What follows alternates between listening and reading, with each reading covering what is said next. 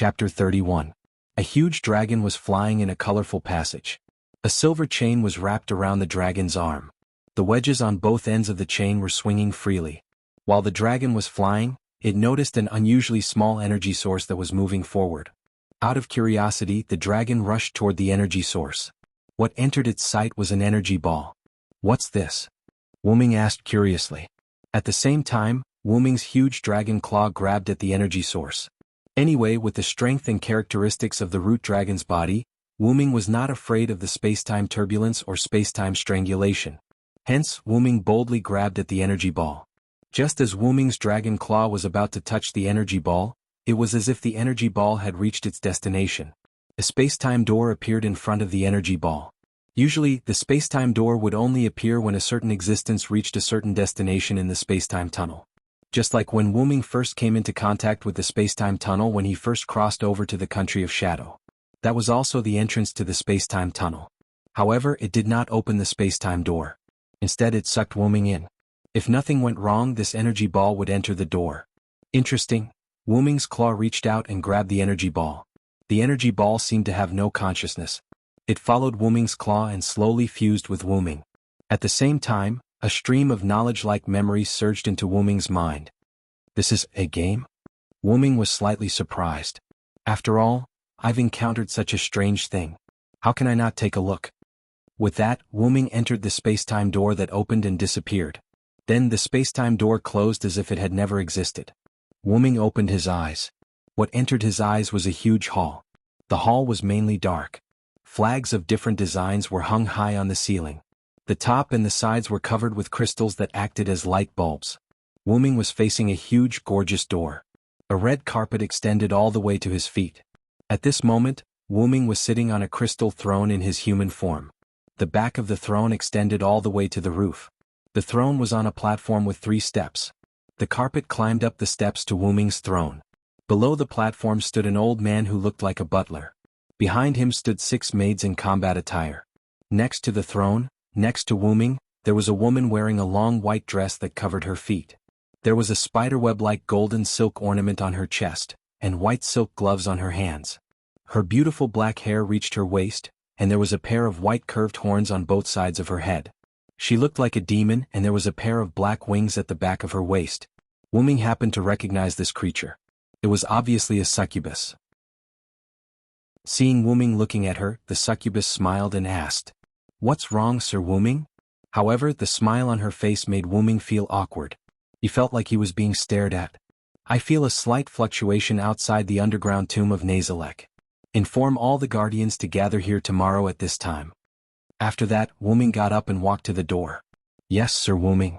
The succubus smiled at Wuming. "You can do whatever you want with the rest of the time." "Yes, Sir Wuming." This was the answer from the rest of the people in the room. Creak.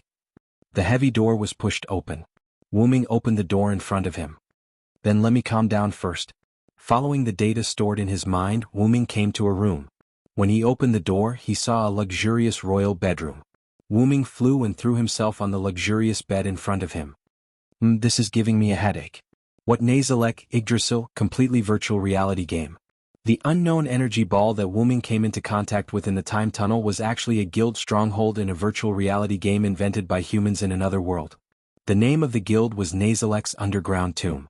Because of the shutdown of the server, the guild leader guarded it alone until a second before the server shut down. Due to an unknown accident, the guild brought the soul of the human to this world. Because of Wuming's accidental contact, the soul of the human was repelled and sent back to the original world. Wuming replaced him and came to this world. Let's not talk about the power of this world first. I'm very curious about what interesting things will happen when the game transforms into a physical object. For example, even if the resurrection was considered a miracle in the world of the moon, it should be very common in the game. Then, what will happen when the game transforms into a physical object? Wuming turned around and patted his arm. "Enkidu, are you okay?" A silver chain appeared on Wuming's arm, flashing with a faint golden light. "Yes, Master Wuming, I'm fine. I didn't expect to be able to travel with you." This chain was Enkidu's transformation. Previously in Uruk, Wuming used the Lune runes and his own transformation to successfully deceive the gods. After Enkidu used a secret technique to create the heaven lock, Enkidu, Wuming wrapped it around his hand. Rather than being put into Dragonist Dragon's Nest by Master Wuming, I'd rather be in Master Wuming's hand. Therefore Wuming wrapped the Heaven Lock Enkidu around his hand. Wuming touched the Heaven Lock Enkidu and said slowly, "It's been hard on you, Xiaoen. No, to be able to follow Master Wuming, I was created as a weapon. My wish is to be treated as a person by Master, to be loved by Master, and to be used by Master. Right now I'm really happy." The Heaven Lock Enkidu flashed and spoke, revealing her everything. "Xiaoen, go and rest first. It's your first time going through the space-time tunnel, so you're probably still not used to it." "Yes, Master Wuming, I'll go and rest first." As she spoke, the Heaven Lock Enkidu dimmed and became the same as a normal chain. "Then, let's take a look at this guild's information." As he spoke, Wuming closed his eyes and began to look at the data in his mind. After a long time, Wuming opened his eyes. "I see this guild is quite interesting. The underground tomb of Nazalik was originally a checkpoint, but because it was conquered by the first members of Anziergong, the system reward became a stronghold, which was a guild. After the modification of the members of Anziergong's guild, it created the entire underground tomb of Nazalik, Anziergong's large guild. I wonder how strong the otherworld Anziergong transmigrated to is. I'll go and find out after tomorrow's meeting." As he spoke, Wuming fell asleep. Please don't dream of Merlin. Chapter 32. The next day Wuming woke up early in the morning. Wuming had arrived at the underground tomb of Nazalik late last night. In addition, Wuming had traveled through time and space for a long time. After a night of rest, he was no longer tired. Because the order from yesterday was to gather at night, Wuming decided to walk around the underground tomb of Nazalik himself. Wuming picked up a ring from the table and put it on his finger. Moved to the first floor. In an instant, Wuming's figure flickered and disappeared. That ring was the guild ring of the underground tomb of Nazalik Ains Wergong. Other than entering the underground tomb of Nazalik to verify his identity, it also had the ability to move around the underground tomb of Nazalik without restriction. What entered his eyes was a hall filled with stone coffins. Stone pillars supported the hall and were evenly distributed around the hall. The stone coffins were also distributed according to the ratio. Wu Ming could clearly sense that every sarcophagus had a magical reaction, as well as the reactions of unseen creatures around them. They were probably the monsters guarding the first floor of the underground tomb of Nazalik. As expected of the underground tomb of Nazalik. Let's not talk about the strength of these monsters. Just looking at them is enough to scare people. Wu Ming didn't care about this and continued to walk toward the door of the hall. As soon as he walked out, he saw a slightly desolate courtyard. Although it was called a courtyard, it was actually a graveyard. Stone tablets were erected in the courtyard. Needless to say, the ground in the courtyard was filled with monsters. The courtyard was surrounded by a 3-meter-tall wall. In front of Wuming was the entrance to the graveyard. At this moment, it was daytime in this world. Wuming looked at the vast sky and couldn't help but sigh. As expected, no matter which world it is, the sky is beautiful. After staying on the first floor for a while, Wuming observed the second to the 8th floor. He had to admit that the people of Ains Wergong had all kinds of strange taste. There were a total of 10 levels in Nazalik's underground tomb. The first 3 levels were the graveyard, which fit the name of a tomb. The 4th floor was a massive underground lake. This floor was a little special as there were no NPCs here. This was because the NPC on this floor was Graham, a large stone puppet with no self-awareness. Activating it required a lot of time.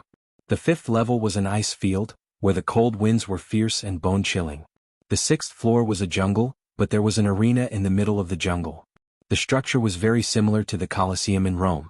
The 7th floor was a lava zone, and the temperature was frighteningly high. The 8th floor was a wasteland. The NPCs on this floor were also special. As for what was special about them, that would be explained later. The 9th floor, which was the floor where Wuming had slept last night, was a royal suite. After all, this was originally a guild stronghold in the game. Players would also enjoy it, so this floor was set up. The 10th floor was between the thrones that Wuming had been in when he arrived at the underground tomb of Nazalik yesterday. This floor was the room. It wasn't big and was only used for decoration. After all, the players discussed things on the 9th floor. The 10th floor was just a symbolic building. After strolling around, it was almost time for the scheduled gathering. Wuming directly teleported to the throne on the 10th floor. The scene in front of him changed and Wuming arrived in front of the throne. There were all kinds of members of the opposite sex gathered under the throne. demons, bugmen, dark elves, vampires, and so on. He saw the succubus who had served the throne yesterday arguing with a girl in a dark purple princess dress. The girl's skin was as pale as a corpse. Only the skin on her hands and face was exposed. The rest of her body was wrapped in clothes. Her silver hair was tied into a ponytail behind her head, and the princess dress on her lower body bulged like a cake. I remember. She seems to be the guardian of the first to third floors. Because they saw Wu Ming's arrival, everyone quickly stood in a row. Everyone, offer your loyalty to the Supreme One. The succubus ordered, and the guardians began to kneel on one knee to greet Wu Ming. Guardian of the first, second, and third floors, Shadia Bradford. Greetings, Lord Wu Ming. The first was the girl who was arguing with the succubus. Guardian of the fifth floor, Cositas. Greetings, Lord Wu Ming. Cositas was a huge blue insect with iceberg-like armor on its back and shoulders. Guardian of the sixth floor, Yon Bella Fiora.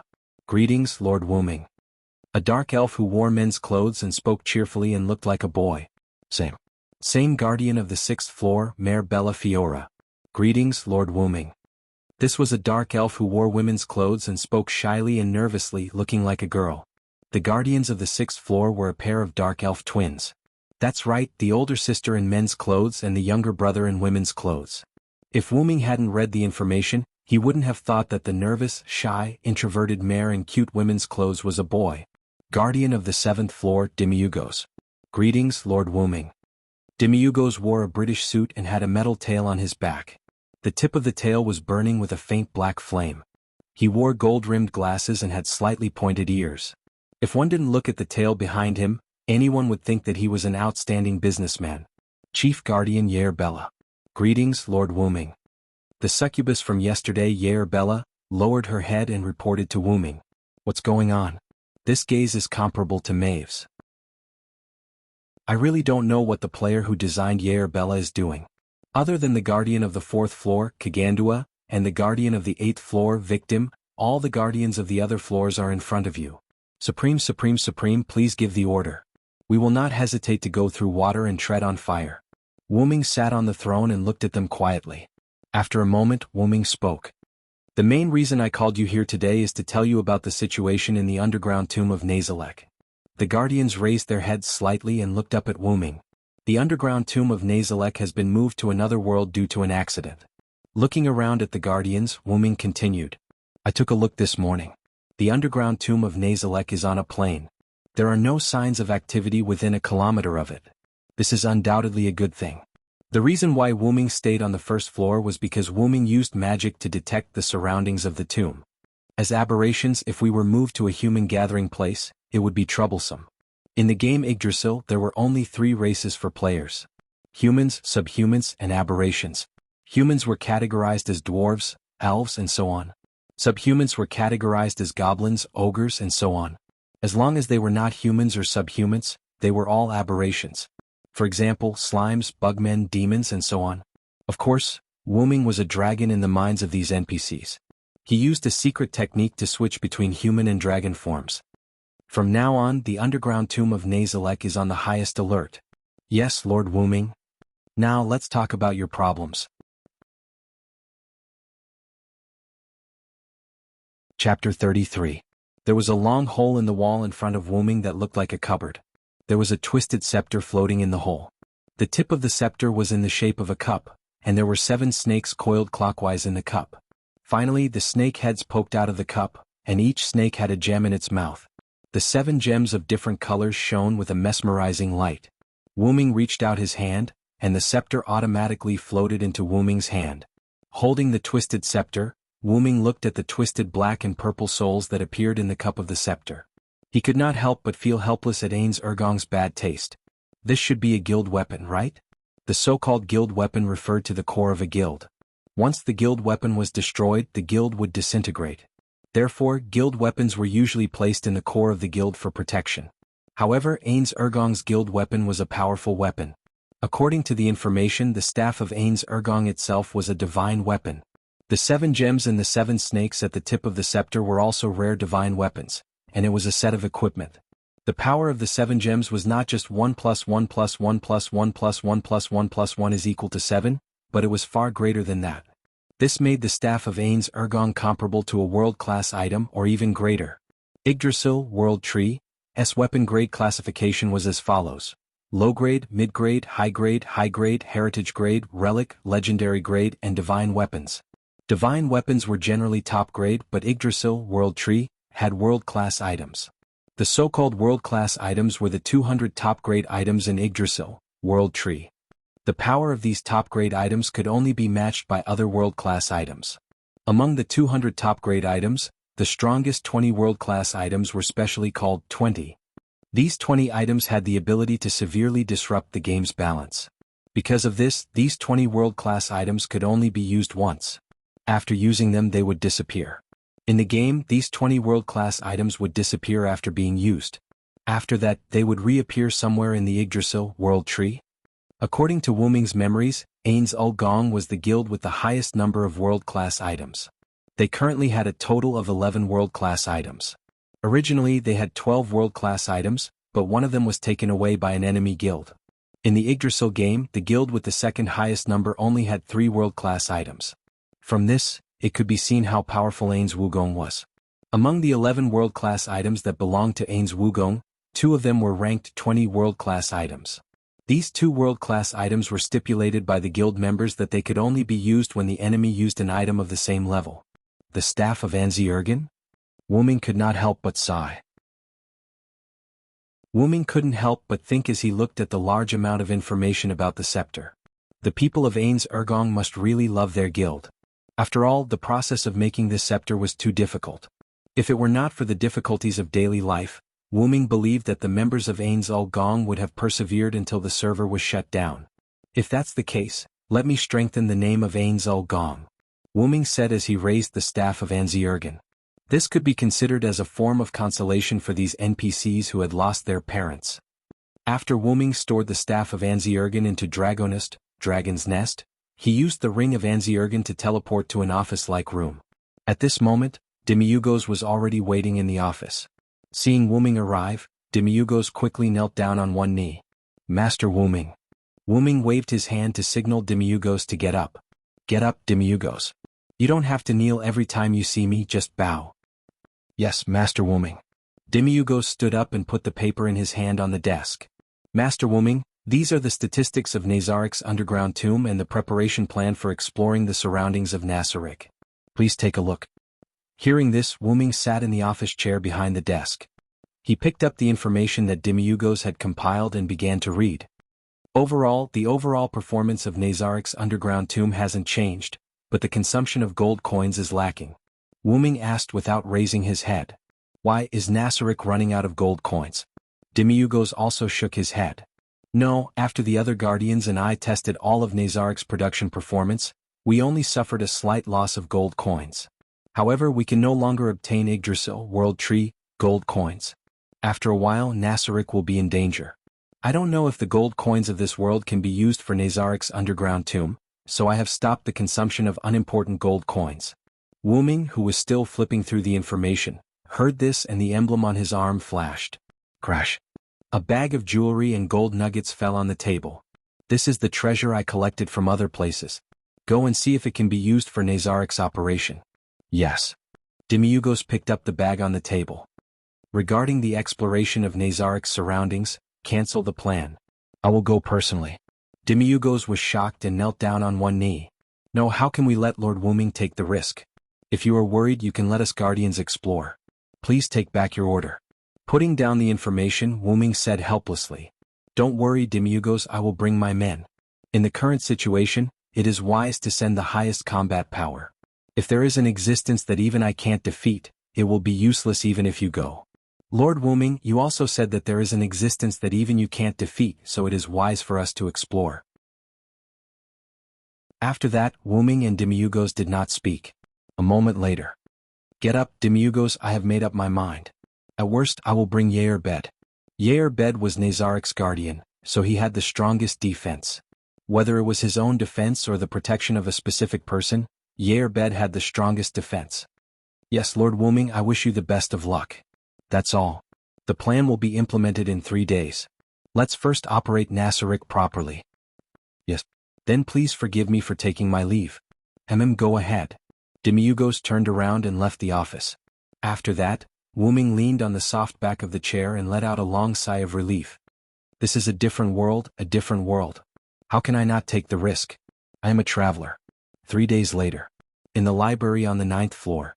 Wu-Ming was tidying up all kinds of magic books. After all, there were many practical spells in Yggdrasil, such as detection, anti-reconnaissance spells, and teleportation gates, which were more practical for Wu-Ming. Alright, that's all for now. As expected of one of the strongest guilds, the members of Ain's Wugong really can't be underestimated. There were a lot of books in the library. Although more than half of the books were biographies and background stories, and some of them were guides. Magic books only took up a small portion, but the number of books was still shocking. Wu-Ming had been reading for the past 3 days. He had only spent some time organizing the books to be stored in Dragonist, but the collection of books did not affect the library at all. Yerbed should be waiting for me in the throne room now. As he spoke, the ring of Ain's Wugong on Wu-Ming's hand lit up, and Wu-Ming disappeared. Wu-Ming's journey to the other world was about to begin. Chapter 34. On the endless grassland, a green creature that looked like a bear or a deer was running. Taking a closer look, the creature carried 2 people on its back, a man and a woman. The man had black hair and black eyes. He was wearing Sumer-style clothes and looked very exotic. The woman had black hair and golden vertical pupils. She had 2 twisted horns on her head. She was wearing a white dress and had a pair of black wings behind her waist and abdomen. Although the woman was beautiful, she was obviously not human. What a strange magical beast, Lord Wu-Ming. Yer Abed sat on Fanbaba's back and praised. Is that so? Is there no such magical beast in Yggdrasil? Wu-Ming lay on Fanbaba's back and basked in the sun. Well, although there are similar magical beasts, I have never heard of weapons and equipment turning into magical beasts. That's right, Fanbaba was the magical beast Fanbaba that Wu-Ming took away when he left Babylon. It had already fused with Yggdrasil. Because the grassland was relatively large, Demiugos chose a mount for Wu-Ming to travel on. After Wu-Ming refused, he took Yggdrasil out of Dragonist and made it appear as Fanbaba. Under the amazed gaze of the guardians, Wu-Ming held the hand of Yer Abed, who had no regrets in his life, and sat on Fanbaba's back. After that, before the guardians could react, Wu-Ming used the ring to teleport to the first floor of the great underground tomb of Nassarik, directly avoiding the guards that the guardians had assigned to Wu-Ming. In the midst of the chaos, Wu-Ming successfully escaped from Nassarik with Yer Abed. Now that I think about it, I have to let them complain for a while when I go back. Wu-Ming patted Fanbaba's back and said directly, Fanbaba, determine the direction of someone's life and move in that direction. Whoa. Fanbaba let out a low cry and ran faster. Because of Fanbaba's special ability and Yggdrasil's ability, Fanbaba could control things with the wood attribute, including detection and so on. Therefore, Wu-Ming handed the task of finding people around Nassarik to Fanbaba. By the way, just call me Villo in front of outsiders. Yes, Lord Wu-Ming. Beta should lie down too. Fanbaba's back is very comfortable. Hearing this, Yer Beta's eyes lit up, and his expression became terrifying. Yes, Lord Wu-Ming. Hey. What are you doing? Lie over there, don't be afraid to lie on me. That won't do, Lord Wu-Ming. In order to prevent an enemy attack, I have to stay close to protect him. I think you're just taking advantage of me. Go away. Lord Wu-Ming, what the hell is going on? Fanbaba, who was running, shook its head helplessly like a human and increased its speed again. Soon, Fanbaba stopped in a forest that was not too dense. Wu-Ming, who was on its back, panted tiredly. Beta, stop first. There's a situation in front. Yet, Beta's face was also flushed and he was panting heavily. Yes, Lord Wu-Ming. Wu-Ming got down from Fanbaba's back and wanted to walk forward. What's going on with Beta's character? Is the player who designed her a pervert? After getting rid of the messy thoughts in his heart, Wu-Ming looked forward. Wu-Ming took a closer look. Houses were lined up on a flat ground. There weren't many of them, only the number of a village. Although the houses were simple, they were full of vitality. However, the ground and walls of the village were now full of dark red liquid, which was disgusting. That's blood. Knights in full-body armor wielded swords and killed unarmed villagers one after another. At this moment, a pair of sisters escaped from the village in the direction of this forest. However, behind the 2 of them were 2 soldiers. Coincidentally, the younger sister of the sisters fell because she was too young. Quick. Nim, get up quickly. We have to get out of here quickly. Because she often did farm work, the older sister's physical fitness was obviously much better than the younger sister. She pulled the younger sister up from the ground with a little strength. Okay, I know, sister. Nim said while holding back her tears. Okay, let's run. Just as the older sister was about to pull the younger sister and run again, an exasperated voice sounded. Run. Where do you think you're going? A knight who slaughtered the villagers stood behind the sisters. I can't believe I was delayed by you two brats. I'm so angry. The knight roared and swung his sword at the sisters. Nim. The older sister quickly hugged the younger sister. At the same time she also closed her eyes. Clang? The expected pain did not come. Instead there was a sound of metal colliding. How is this possible? The knight let out a panicked voice. The young girl boldly turned around and saw a black-haired, black-eyed young man wearing a foreign race's costume standing in front of the knight. The knight's sword was firmly held by the young man. Seeing this, the young girl widened her eyes. I thought it was some special event. In the end, this is some high-level conspiracy. Wu Ming said in boredom. With Wu Ming's many years of experience in politics, he could almost guess why the knight slaughtered the villagers for no reason. Just in time to try out the magic I learned these few days. Wu Ming exerted force in his hand and said softly, Dragon Thunder. A large amount of blue lightning emerged from Wu Ming's body and passed through the sword in Wu Ming's hand to the knight's body. Ah! The knight screamed and then fell to the ground. His body was emitting black smoke as if he was roasted. Seems like the strength of this world isn't very high. Wu Ming thought. I'm a monster. The other knight who was chasing after saw his companion die in an instant. He screamed in fear and turned around to escape. Wu Ming waved his hand. The knight who did not have time to escape was instantly wrapped by thick vines that grew out from the ground. Blood flowed out from the gaps in the vines. Seriously, can a knight like you be called a knight? You're a disgrace to the knights. Wu Ming said in disdain. Wu. Fanbaba slowly walked out from behind Wu Ming. So beautiful. The two sisters who had never seen such a sacred Fanbaba exclaimed. Wu Ming laughed involuntarily. After all, Fanbaba was known as a divine beast. Are you two okay? Wu Ming asked. We're fine. Thank you, sir. Thank you, sir. As the elder sister, the girl quickly thanked Wu Ming. The younger sister next to her also did the same. Right, sir, please save our villagers. After the girl thanked Wu Ming, she suddenly remembered the villagers who were still suffering and sorrowfully begged Wu Ming. Please. The girl's younger sister continued in her slightly clumsy but cute way. Wu Ming looked at the two sisters and said sternly. I know you two come with me. Thank you, sir. Just as Wu Ming was about to leave with the two sisters, Yair Bade, who had finished changing his equipment, suddenly spoke. Please wait, Sir Villo.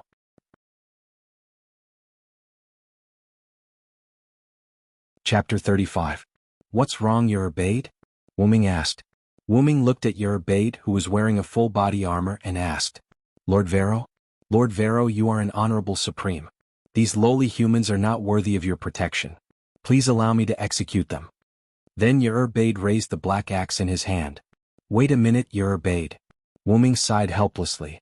Whether they are worthy of my protection or not, let's talk about it after the crusade against the enemy. After a moment of silence, Yair Bade put down his axe. Yes, Lord Wu Ming. The sisters looked at the master and servant in front of them, as if they hadn't reacted yet and didn't say anything. Fanbaba. Wu. With Wu Ming's order, Fanbaba behind him began to move toward the village. The scene changed and the armored knights were still wantonly slaughtering the villagers. Screams, cries of fear, begging for mercy, and wild laughter were incessant. Suddenly, one of the knights seemed to have encountered something and let out a scream. What happened? A knight who seemed to be a captain and didn't have a mask on his helmet shouted. What is this? Don't come over. Many huge vines as thick as a person grew under the feet of the knights, and wrapped around the soldiers one after another. The knights screamed and began to pray to the gods. God, please save me. My God, Lord God. Then the knights who were wrapped by the vines stopped making any noise. Only the huge tree stumps formed by the vines were left. What the hell is this? The captain was still rational and began to issue orders. Prepare to retreat. Send the signal for the horses and archers to come over. However, it was already too late. The huge vines sped up their growth and soon, all the knights' feet were entangled. Quick, come and save me. Another guy who was also not wearing a mask like the captain, shouted from the side. I'm not someone who should die here. Quick, save me. No matter what, it doesn't matter if it's your health or anything else. Hurry up and save me. The squad leader couldn't believe that the guy who was yelling hysterically could be heard. Captain Balius, he said in surprise. Suddenly, a light, low voice was heard. Whoa. A huge green creature that looked like a bear or a deer slowly walked over. What is that? The captain, who was still rational, asked in surprise. The green creature stomped its foot, and the vines instantly wrapped around the wailing knights. In an instant, only the captain who was still rational was left. The sword in the captain's hand fell to the ground. He had completely given up. The vines had already wrapped around his lower body. Don't worry, those soldiers are still alive. The squad leader raised his head in surprise to see a young man walking over from afar. After all, I still need to obtain information from you. Wu-Ming waved his hand, and vines began to slowly wrap around the knight's upper body. Is that so? Thank you for sparing my life. However, I believe that my companion won't do anything. Ugh. The vines had completely wrapped around the soldier. You're the only one who still looks like a knight, Wu-Ming said calmly. The rest of the villagers fell into a dead silence. After a while, under the arrangement of the village chief, the villagers temporarily rested in the undamaged houses. The village chief, on the other hand, welcomed Wu-Ming. In the village chief's house, Wu-Ming picked up the simple cup of water provided by the village chief, took a sip, and listened to the village chief introduce the village. Khan Village, is it? Yes, Khan Village's geographical location is not very good. It happens to be in the middle of 3 countries. The village chief said with a hint of sadness. After some questioning, Wu-Ming lied that he was a magic chanter who cultivated deep in the mountains. Wu-Ming originally said that he was a magician, but it seemed that in this world, people who used magic and magic were called magic chanters, so Wu-Ming called himself a magic chanter. Wu-Ming used information as a reward to offset the village chief's suspicion. After all, in this village where no one knew when something would happen, it was really hard to be at ease. According to the village chief, Khan Village belonged to the Restige Kingdom, and was located in the southeast corner of the kingdom. The Restige Kingdom, the Bahaz Empire, and the human supremacy of the Syrian theocracy were located in the middle of the mountain range that ran through the north and south. According to the map provided by the village chief, the kingdom was in the northwest corner, the empire was in the northeast, and the theocracy was in the south of the 2 kingdoms. Khan Village was in the middle of the 3 kingdoms. The kingdom and the empire were not on good terms, and there would be war all year round. The location of the war was in the plains near the border city of the Restige Kingdom, Yalantir. According to the village chief, the knights who slaughtered the villagers were given the empire's badge, so it could be inferred that it was the empire's so-called. However, Wu-Ming felt that it was not that simple. After all, the village chief also said that the kingdom and the empire were at war all year round, and there was no benefit for the empire to slaughter the villages at the border of the kingdom. Moreover, these knights were praying to the gods before they were wrapped in vines. It seems that I have fallen into some conspiracy again. After asking the village chief for the necessary information, Wu-Ming bid farewell to the village chief and went out. Lord Wu-Ming. Yair Bade had been guarding outside the door. As for Fanbaba, Wu-Ming asked it to check if there were any other enemies in the surroundings. After all, the captain just said that he was going to send a signal. I have gathered enough information. In short, the underground tomb of Nassarik is safe in this world for the time being. Yes. What should we do with the inferior creatures that were captured by your magic beast? Wu-Ming pondered for a moment and asked. Summon the subordinates of Nassarik who have special invisibility skills and transport all the knights to Nassarik. Fanbaba just told me that there are still some knights nearby that have been captured by Fanbaba. Also, transport those knights to Nassarik and get more information from them. Yes, Lord Wu-Ming. I will contact Demiugos right away. Yair Bade placed his hand on his temple near his ear and began to contact Demiugos. Alright, remember not to kill them first. Also, do some anti-reconnaissance work. After all, we don't know if these people have tracking magic or something like that on them. Yes, Lord Wu-Ming. After saying that, Wu-Ming walked away and began to walk around the village. As he walked, Wu-Ming heard a lot of crying. Wu-Ming looked and saw that it was the families of the dead villagers. Among them were the sisters that Wu-Ming saved. They were crying on the corpses of their loved ones. I'm used to seeing people die. In the end, I still can't help but feel melancholy over tears. Whether it was in Connaught or Camelot, Wu-Ming was used to seeing all kinds of deaths. In the end, Wu Ming still felt melancholy over these things. It wasn't that he was sad. It was just that he couldn't stand it. I remember that your name is Anli, right?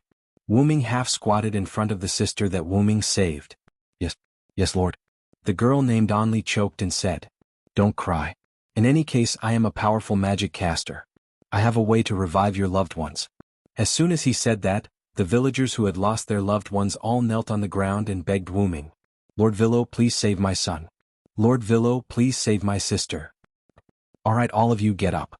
Move the villagers' corpses to an empty space.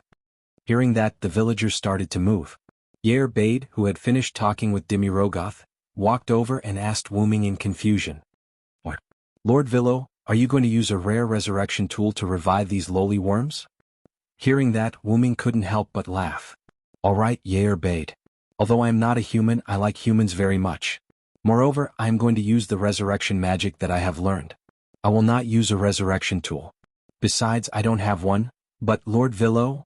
Alright, Yair Bade. Wu Ming interrupted Yair Bade's speech.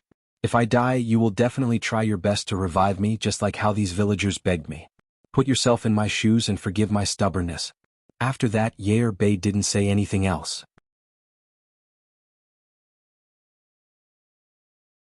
Chapter 36. The villagers had already moved the corpses to the village square. Everyone made way for Wu Ming and waited quietly for him to cast the spell.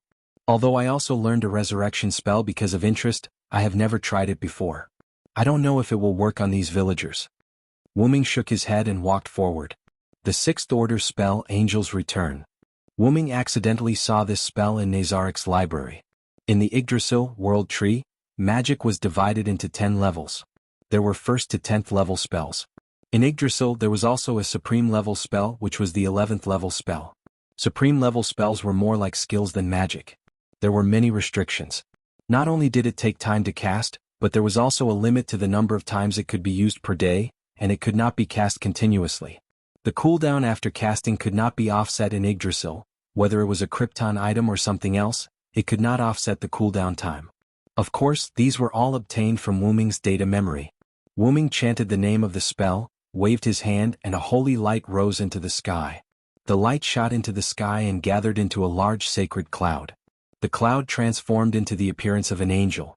A large number of sacred white feathers slowly fell on the villagers' corpses and integrated into the villagers' bodies. The angel made a sacred and indescribable sound toward the sky and dissipated. After the villagers' corpses merged with the feathers, the wounds on their bodies disappeared, and their skin color changed from pale to healthy. Under the villagers' excited eyes, the corpses that were originally lying on the ground opened their eyes one by one. The family members of the resurrected villagers, including Anli and her sister, rushed up with the villagers' cheers and hugged their family members fiercely. The sixth order spell is so powerful it scared me. It seems that I have to go back to Nasarik to find some items to use. Wu Ming did not expect this spell to be so amazing. After all, the Dragon Thunder that Wu Ming used before was also a sixth order spell. Wu Ming-sama, Yauda has been waiting outside the village with the special forces. At this time, Yauda walked behind Wu Ming. Stay low for now, I don't think it will be so simple this time. Yes. Wu Ming couldn't help but sigh as he turned to look at the villagers who were crying with joy. To be able to see you all so happy, my efforts have not been in vain. After all, ever since Wu Ming could remember, he had always thought that he was a human being. After knowing that he wasn't, Wu Ming still had special feelings for humans. After settling down the villagers who had just been revived, the village chief grabbed Wu Ming's hand and thanked him profusely. Thank you so much, Sir Villo. Wu Ming felt a little helpless against such a village chief. All right. Village chief, you've thanked me enough. Village chief, you've just suffered a disaster. You should go and arrange the situation of the village. All right, Sir Villo, thank you so much. Just as Wu Ming was about to say something polite, a villager suddenly ran over. Not good, village chief. A group of cavalrymen is approaching. What? This, Sir Villo? Seeing the village chief's expression, how could Wu Ming not know what was going on? I understand, village chief. Let the villagers hide first. I'll go with you to see what's going on. All right. After a while, Wu Ming and the village chief stood at the entrance of the village. A group of cavalrymen with different equipment rode over. The leader was a man in his 30s. The man rode his horse to the front of Wu Ming and the village chief and said, I'm Gejef Stolanov, the head warrior of the Riesti kingdom. I heard that there were cavalrymen from the empire causing trouble nearby. I've been ordered by the king to suppress them. I'm currently patrolling the villages. The head warrior of the kingdom. The village chief said in shock. Wuming looked at the village chief in confusion. The village chief hurriedly said, I've only heard that the head warrior of the kingdom is the strongest man in the kingdom. That's just the king's love and respect. It's just a title not worth mentioning. Gejef looked at Wuming again. May I know who you are? Nice to meet you, head warrior of the kingdom. My name is Vilo Silenst. I'm a magic chanter who was passing by and saw the village chief being slaughtered. I'm here to help. As if he heard something unbelievable, Gejef quickly got off his horse and walked to Wuming. He held Wuming's hands. Thank you so much for saving this village. Looking at Gejef's sincere eyes, Wuming was stunned for a moment. Seems like he's a good official who cares about the people. I'll save him. You're welcome, head warrior. Suddenly, someone from Gejef's troop ran over.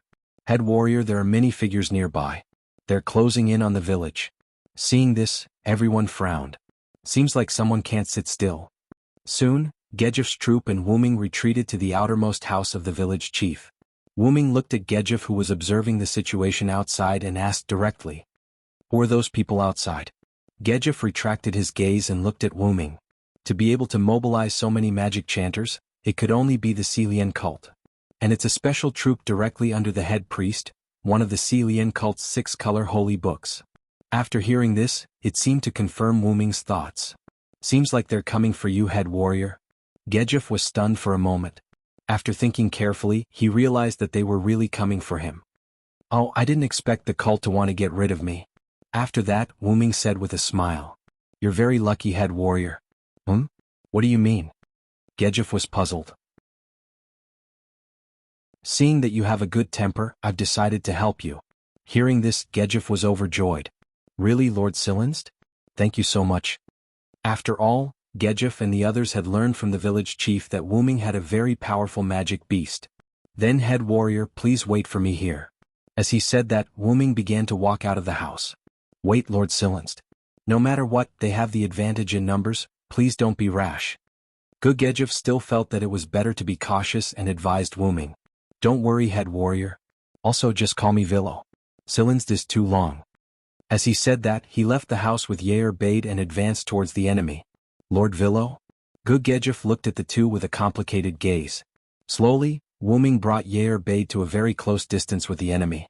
The enemy did not seem to be afraid of Wuming and did not stop them. Suddenly the atmosphere was tense.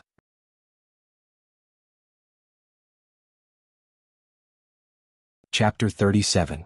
Negan Gullible Lewin, as the head sergeant of the Light Scripture, one of the 6-color scriptures of the Celian theocracy, Negan never thought that he would fail or die in a place like this. After all, he was the head priest of the Light Scripture. The report said that the knight who was wrapped in vines was killed by the demonic beast under the command of that man. Negan looked at the man and woman walking over and immediately gave an order. Attack. The other priests immediately took action. The mechanical creatures that looked like angels raised their lightsabers and flew towards Wuming and Yair Bade. However, when these angels approached the two, they were destroyed by an invisible attack. They turned into starlight and disappeared in the air. What? Not only was Negan shocked, but the other priests were also shocked. The angel army was destroyed in an instant, and it was done using an unknown method. A sense of crisis rushed into Negan's mind, and he immediately summoned the High Angel, the Surveillance Angel, to go forward and meet the attack. Surveillance Angel. After hearing the order, the angel floating behind Negan, who was much bigger than the other angels, summoned a staff. Under Wuming's slightly crumbling expression, the Surveillance Angel used the short staff to smash down on Wuming. That's right, it smashed down with the short staff. Peng? Wuming grabbed the short staff and said with a forced smile. Summoning a staff to smash people. I don't know what to say anymore. While everyone in Negan was shocked that Wuming caught the Surveillance Angel's attack with one hand, Wuming pointed at the angel in front of him. Heavenly fire. In the blink of an eye, the Surveillance Angel was completely enveloped by a large amount of holy light golden flames until everything was reduced to nothingness. What? The High Angel was hit in one hit. Negan couldn't believe his eyes. Wuming had been through so much, but he didn't have many means of fighting. When he was in Ireland and Britain, Wu-Ming only relied on his own martial arts and the noble phantoms in his hands, namely the powerful X-Silver, Meteor Silver, and Yggdrasil, that could control plants and vitality and some Lune magic. In Babylon, Wu-Ming who transformed into a dragon relied on the power of faith of the Babylonians. After all, after Wu-Ming left, faith could no longer be used.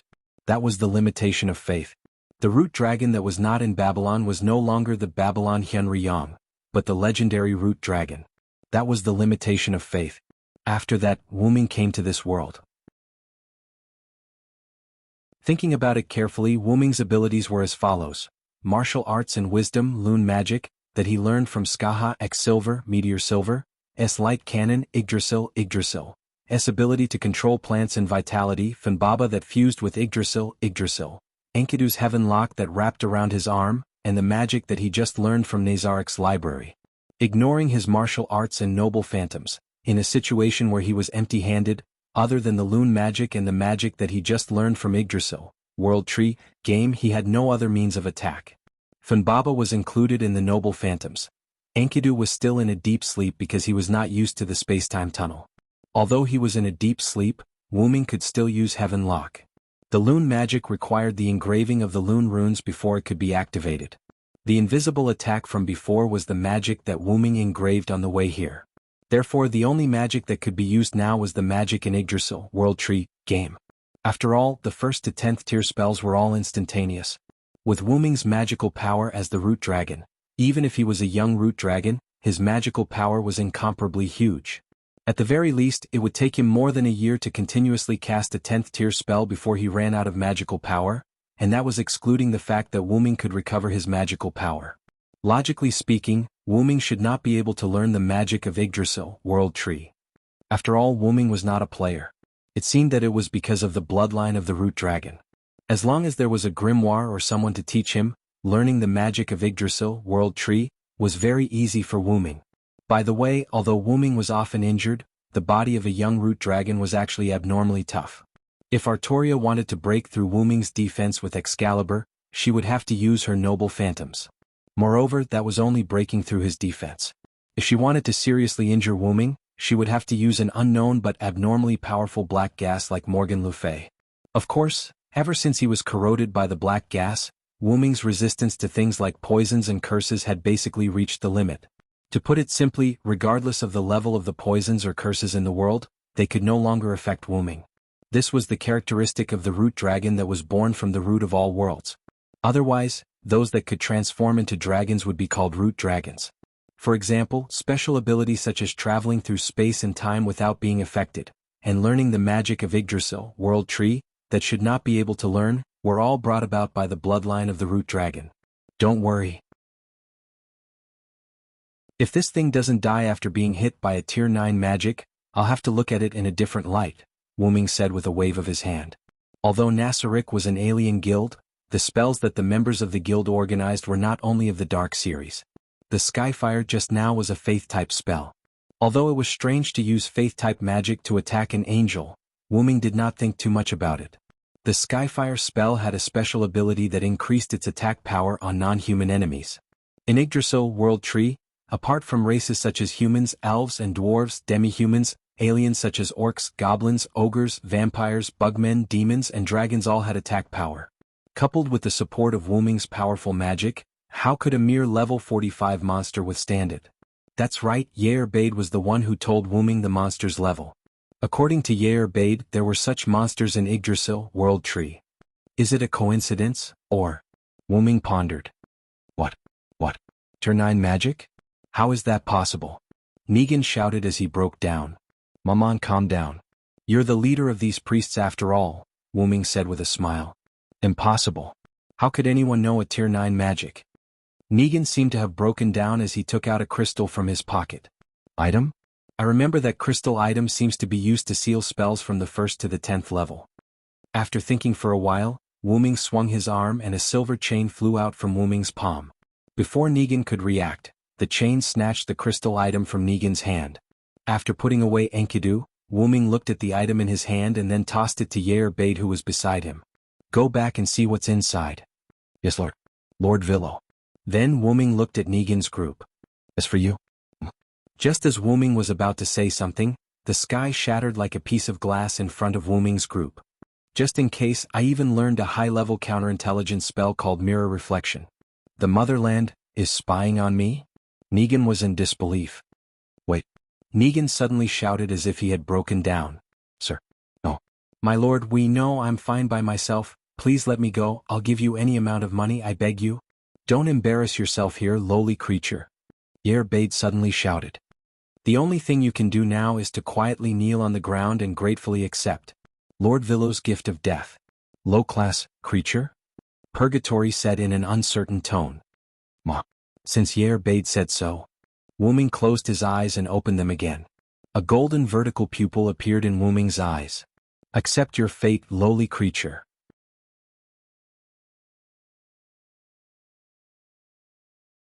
Chapter 38. Under Wu Ming's orders, Yo captured the members of the sacred scripture of sunlight and brought them back to Nasarick. Wu Ming used the excuse that the sacred scripture of sunlight could be resurrected to order Yo not to kill the members of the sacred scripture of sunlight. This was cruel to the members of the sacred scripture of sunlight. After all, Nasarick was an alien guild created by a group of insane gamers. After Nasarick transformed into a physical body, Nazarick's interrogation methods were devastating. Moreover, Wu Ming had ordered them not to kill the members of the sacred scripture of sunlight. It was obvious that the members of the sacred scripture of sunlight had been offended. However, this had nothing to do with Wu Ming. The battle between Wu Ming and the members of the sacred scripture of sunlight was witnessed by some villagers and Gu Jiefu. Wu Ming used the excuse of feeding the magical beasts to transfer the members of the sacred scripture of sunlight to Nasarick. Since he had gathered enough information about this world, Wu Ming decided to bid farewell. Is that so? Is Lord Villo leaving? Gu Jiefu asked thoughtfully. Lord Villo, I would like to thank you again. Thank you for saving my parents. Thank you. Anli and Nim heard that Wu Ming was leaving and hurried over to express their gratitude to Wu Ming. Wu Ming could only smile helplessly. Oh yes, Anli, I have something for you. Wu Ming extended his hand to Yo Bade. Yes. Yo Bade took out two objects that were the size of a cow's horn and handed them to Wu Ming. This is a flute that can summon goblins. Use it well. Anli was taken aback. She wanted to reject the gift, but Wu Ming stuffed it into her hands. Lord Villo, this is too precious. It was a magical item, and it was extremely powerful for a village girl like Anli. Just take it. It's not a very valuable item, Wu Ming said with a smile. Wu Ming was not wrong. These were the tools that he had asked Yair Bade to bring out from Nasarick. According to the information in Wu Ming's mind, these two pairs of flutes could only summon a dozen low-level goblins. Of course, that was in the game. Though the low-level goblins weren't enough to protect the village, the goblins could teach the villagers how to defend themselves. Although Khan Village was not too far away from Nazarick's underground tomb, Wu Ming did not plan to protect Khan Village forever. As for who to give the item to, Wu Ming undoubtedly gave it to the pair of sisters he met first.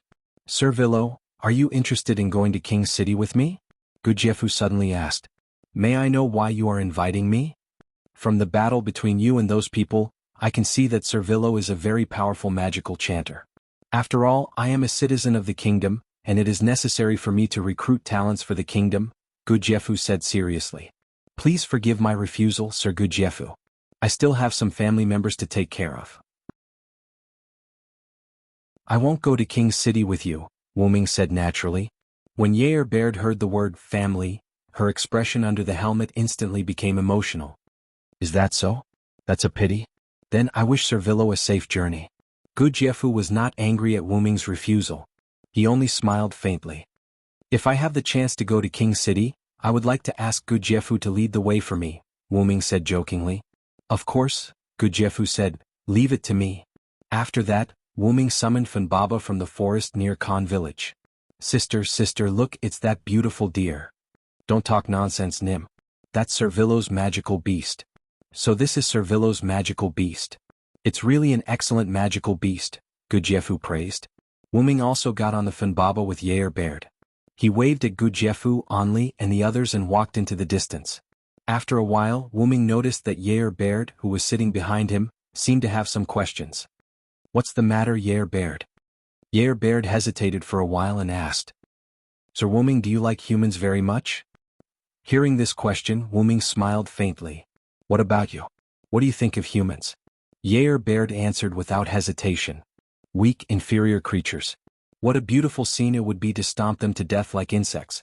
After hearing Baird's words, Wu Ming had an expression that said, I knew you would say that. Baird, I quite like humans. After all, I was adopted by a kind old man when I was born.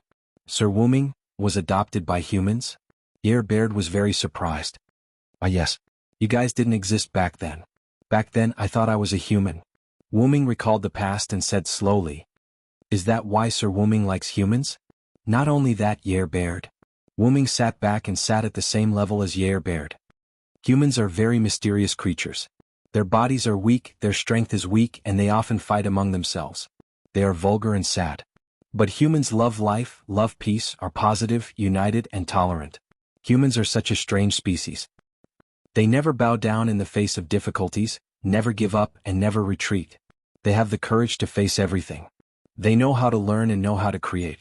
Even if their innate abilities are insufficient, they will work hard to grow. Wu Ming looked at Baird. Baird, I don't expect you to treat humans well. At the very least, don't be so hostile to them. After saying that, Baird did not say anything else. Wu Ming smiled helplessly. Consider it my willful request. What do you think, Baird? I understand, Sir Wu Ming. I'll treat humans seriously, whether it's to kill or to save them, Baird said as if he had figured something out. Thank you, Baird. Please don't say that, Sir Wu Ming. Baird smiled happily. After coming to this world, you're the only one who's accompanied us. We have to thank you. After hearing Baird's words, Wu Ming seemed to have thought of something and fell silent. I'm sorry, Baird. Why are you sorry, Sir Wu Ming? Baird was puzzled. It's nothing. Anyway, let's go home. Wu Ming gave up on thinking. Forget it. I'll let nature take its course. When Nasarick has established himself in this world, I'll tell them the truth. Yes, Sir Wu Ming. Under the setting sun, a man and a woman rode on a beautiful beast and traveled slowly.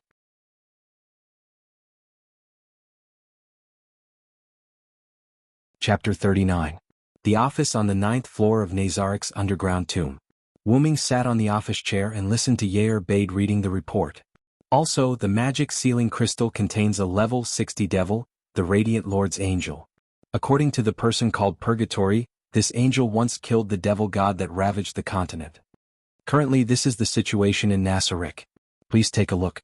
After Baird finished reading, he placed the document in front of Wu Ming. Celian Cult Nation.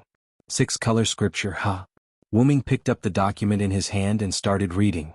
A cult nation that exterminates all non-human creatures above humans? The Celian cult nation and our Nasarick are really incompatible. Wu Ming rubbed his forehead helplessly. Such a nation was really disadvantageous to Nasarick. Don't come into contact with the cult nation for now. Set up a devil beast near Khan village that can avoid being detected by intelligence magic and has stealth abilities. That's all for now. Yes. You've worked hard, Baird. Go back and rest. Wu Ming leaned back on the chair and said to Baird. How could that be? Lord Wu Ming, as long as it is for the sake of Ji Zun, the person I love the most, I will do anything. Seeing that Bedford had turned into an infatuated girl again, Wu Ming couldn't help but turn his head away. I still want to complain. What's with Baird's broken character? Suddenly, a charming voice traveled into the room. Excuse me. Satya pushed open the door and walked in. Satya? What's the matter? Wu Ming asked curiously. I'm here to admire Lord Wu Ming's majesty, Satya said with an infatuated expression. Oh, is that so? Then you should be satisfied. Satya, you can leave now. I still have important matters to discuss with Lord Wu Ming, Baird said expressionlessly. Aya? Old woman, you're so annoying. Are you in such a hurry because it's past its expiration date? Satya said with an I knew it expression. Then is there anything else on your body that can be eaten? You're like a bunch of food samples. In fact, Baird looked at Zaisha's chest. I'll kill you, old hag. Who are you calling past their expiration date? Bastard. Wu Ming slammed the table as he watched the dark Yen-Yi duel. Alright, you two shouldn't quarrel as soon as you see each other. Speaking of which, why don't I know what Xia Taya is going to do? Wu Ming asked. It's like this, Lord Wu Ming. I'm about to leave for battle and meet up with Sebastian. It will be difficult for me to return to Nasarick for a while, so I'm here to pay my respects to you. It seems that Baird and Demiurgos had discussed and sent some people to gather information. Wu Ming thought. This is the first time you've come into contact with this world. You must be careful in everything you do, Wu Ming said earnestly. Yes, Lord Wu Ming. Then I'll take my leave first. Following the sound of the door closing, Satya left the office. Lord Wu Ming, what are you going to do next? Bade asked. I'm going to the treasury to get something. Bade, go do what you need to do. Don't worry about me. Wu Ming stood up and stretched. Yes, Lord Wu Ming. However, Demiugos may come back to report something to you later. Bade bowed slightly and said respectfully. Is that so? Then let Demiugos wait for me here. I'll be back soon. Yes, Lord Wu Ming. After giving his instructions, Wu Ming teleported to the entrance of the treasury. Wu Ming's Dragonist was upgraded into a noble phantasm. Coupled with Wu Ming's constant nourishment, the space inside Dragonist was now very vast. In fact, Wu Ming came this time to put all the useful things in Nazarik's treasury into Dragonist. After all, Wu Ming didn't want to live a life without anything. It was more convenient to put the useful things directly into Dragonist. Wu Ming actually only learned a few spells in Nasarik. The 5th tier Magic Dragon Thunder, the 6th tier Magic Angel's Return, the 9th tier Magic Heavenly Fire, and the magic skills Mirror Reflection, Dragon Thunder, and many other high-level spells. They were mainly used to deal with humans. Angel's Return was a low-level resurrection spell without side effects. Wu Ming chose to learn this resurrection spell because he didn't know the performance of resurrection magic, such as the resurrection target's level must not exceed 50, the corpse's integrity, and so on.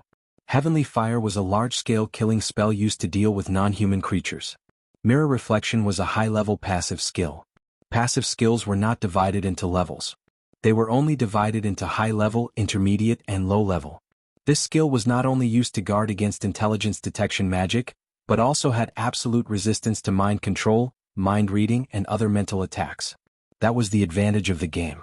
After all, a game couldn't be so detailed. For the time being, Wu Ming learned these few spells. There were several more practical Wu Ming spells that Wu Ming didn't learn yet. For example, Advanced Item Creation, Advanced Item Destruction, Advanced Item Identification, Portal, and so on. The magic books Wu Ming sorted out before were the magic books for these skills. After Wu Ming talked to Pandora Yakut, the keeper of the treasure vault, he took some of the treasures that were unnecessary or redundant for Nasarik. Because the game has become reality, Wu Ming had no way to know the function of the items in the treasure vault except for the special interpretation items. Fortunately, the staff of Anzi Wurgong works. In this way, Wu Ming used the staff of Anzi Wurgong to interpret the function of the items one by one and chose some items that were useful to him and did not conflict with the purpose of protecting Nasarik. In the treasure vault, there were other Supreme Being spirit halls. In fact, it was the cenotaph. The last player who stayed behind sorted out the equipment of other players, and those equipment were worn by some stone soldiers. It would automatically attack those who wore the ring of Anzi Wurgong. Wu Ming was shocked when he came here. Looking at these somewhat crooked sculptures, Wu Ming felt the players' love for other players, for Anzi Wurgong, for Nasarik, and even for Yggdrasil. Don't worry, since I'm here, I will make it flourish, and I won't let your efforts over the years go to waste. After all, Wu Ming's strength was ready-made, and Nazarik's strength was built by those players. After leaving the treasure vault, Wu Ming returned to his office. Demiugos was standing in front of his desk, thinking about something. After hearing someone came in, Demiugos looked back and quickly bowed. Wu Ming, Sama, you're back. Demiugos. Is there anything you want to tell me? Wu Ming walked to the office chair and sat down. It's about Nazarik's finances. Demiugos adjusted his glasses and continued. After you gave me the gold coins of this world, during testing, I found that as long as they are processed into objects the size of gold coins and have a certain value, they can be used to support Nazarik's operations. Wu Ming's eyes lit up. That's great. I happen to have some gold and jewelry that I don't need right now. I'll give them all to you. With that, Wu Ming took the item that Demiugos handed over. It was a special leather bag with a large mouth. When he opened the bag, what greeted his eyes was a membrane that looked like water. Wu Ming pointed his palm at the membrane, and a large number of treasures swarmed out of Wu Ming's palm and fell into the membrane. This bag was called the Infinite Backpack, and it was an item in the Yggdrasil game. It could store unlimited items, and the weight of the bag would not change. After a while, Wu Ming sealed the bag and handed it to Demiugos. Looks like I have to find a lucrative job for Nasarik. Wu Ming began to plan in his mind.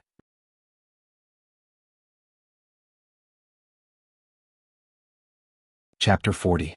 10th Floor, Nasarik Library. Wu-Ming was reading a magic book intently. Advanced Item Creation. As his voice fell, Wu-Ming had a magnificent greatsword in his hand. Wu-Ming waved it casually. As the greatsword danced, it produced friction with the surrounding air, making a sound as if it was tearing the space. The skills in the game are really abnormal. With high-grade item creation alone, you can create weapons with high durability and power. High-level item creation was a skill that could create simple weapons or items in Yggdrasil, but its effect in the game was a bit weak. After all, powerful weapons or items in the game couldn't be created with high-level item creation. For example, divine artifact and world-level items.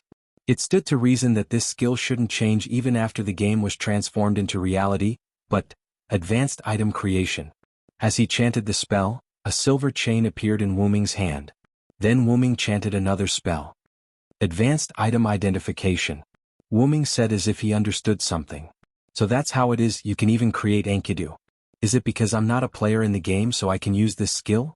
The Enkidu created with advanced item creation had the same effect as the original Enkidu. The more magical power provided during the creation, the stronger the chain would be. But there was a drawback: the items created with advanced item creation would not have any growth, and it couldn't increase the magical power output to improve its performance. That was the only drawback. However, Wu-Ming took advantage of one of the advantages of advanced item creation. The created items would not disappear because of being placed for a long time, they would only be destroyed. In other words, as long as it was maintained, the created items would always exist. Of course, it still depended on what kind of item was created. If it was a weapon, it would be fine, but if it was a crystal item, it would disappear and turn into powder after a few uses. Advanced item destruction. With a bang, the great sword that Wu-Ming had created earlier turned into motes of starlight and disappeared into the air. This skill isn't bad either. If I use it, it can completely rival shatter magic. Crushing magic, as the name suggested, was a type of magic that specialized in crushing. It was extremely dangerous. If something went wrong, even the caster himself would be crushed. Well, let's leave it at that for now. Wu-Ming put away the fake heaven lock in his hand. Let's go to Ylanter to exchange some gold coins later. 500 gold coins. What do you think? 1,000 gold coins. Dong. Deal, deal. Walking out of the shop, Wu-Ming shook the money pouch in his hand. Seriously, this shop owner is really interesting. He actually wants to buy the weapon I created for 500 gold coins. Does he think I'm easy to bully? Wu-Ming said in boredom as he looked at the bulging money pouch in his hand. I didn't expect there to be such a thing as platinum coins. Is it worth 10 times more than gold coins? As for whether the shop owner lied to him or not, Wu-Ming wasn't worried. After all, Wu-Ming found a large shop with a good reputation. Even if he was cheated, Wu-Ming still had the means to find the shop owner. It's time to go back. Wu-Ming found a rather secluded alleyway. Portal. As the voice fell, a constantly changing black and red circular portal appeared in front of Wu-Ming. Without hesitation, Wu-Ming walked in. In a conference room similar to a luxurious living room, a group of guardians sat there discussing something. A constantly changing black and red circular portal appeared in the room. A group of guardians immediately stood up and put on a respectful look. Wu-Ming walked out of the portal. Wu-Ming-sama. Wu-Ming waved his hand, stopped the guardians from saluting, and sat on the main seat. Clatter. With the sound of gold coins colliding, a bag of platinum coins fell on the table. Demiurgos, these are the platinum coins I got from Uranter. You can test them later. Yes, sir. Demiurgos reached out and put away the bag of platinum coins. Y'all, have you finished modifying the villagers' memory? Yes, Sir Wu-Ming-sama, but because you made a lot of noise that day, I followed your order and modified some of their memory. Y'all raised his hand and replied with a smile. Okay, Khan Village is like this for the time being. Remember to send some troops to lurk near Khan Village. They don't need to be strong, but they must be good at hiding. Yes, Sir Wu-Ming-sama. Malay, has Nazarik's concealment been completed? This was the decision made by Yair Bade and Demiurgos during their discussion. After Wu-Ming agreed to hide Nazarik, this task was given to Malay. Yes, Sir Wu-Ming. Nazarik's surroundings are hidden with soil and trees. The sky is also hidden with illusions. There should be no problem, Malay said weakly. Yair Bade, keep in contact with Zaisha and Sebastian. If anything happens, retreat immediately. Yes, Sir Wu-Ming. Don't worry. Yair Bade smiled sweetly. However, when Wu-Ming saw this smile, he remembered Yair Bade's infatuated nature. Ahem, I'm going to the royal capital. Yes, I'll immediately prepare the guards to accompany you. Yair Bade's smile changed and said seriously. There's no need for the guards. I'm going alone. When Wu Ming said this, the guardians were unhappy. Please reconsider, Sir Wu Ming. Please bring some guards, Sir Wu Ming. The supreme honorable safety is the most important. Sir Wu Ming, please reconsider. Hearing everyone's words, Wu Ming smiled bitterly. All right. I'll choose someone from Nasarick to bring along. Wu Ming looked around at the guardians and saw the worry in their eyes. You guys were originally NPCs. Is the Supreme Honorable's life force after becoming physical? You guys are really, like a group of children who can't grow up. To be honest, Wu Ming already had a sense of belonging to Nasarick. After all, Wu Ming had been on the move ever since he left the ordinary world where he had nothing to worry about. From the country of shadows to Connaught, from Britain to Babylon, although he stayed in some places for longer periods of time, Wu Ming was still a passerby. And it was unintentional that he came to this world. Really? I'm a little envious of the players of Ains Wugong. If only I could travel through time with Nasarick. That's right. Wu Ming seemed to have thought of something and suddenly stood up. What's wrong, Sir Wu Ming? Yair Bade looked at Wu Ming with a worried face. The other guardians also looked worried. Sorry, I just thought of something. That's all for the meeting. I'll take my leave first. After saying that, Wu Ming hurriedly opened the portal and stepped in, leaving a group of guardians staring at each other in bewilderment.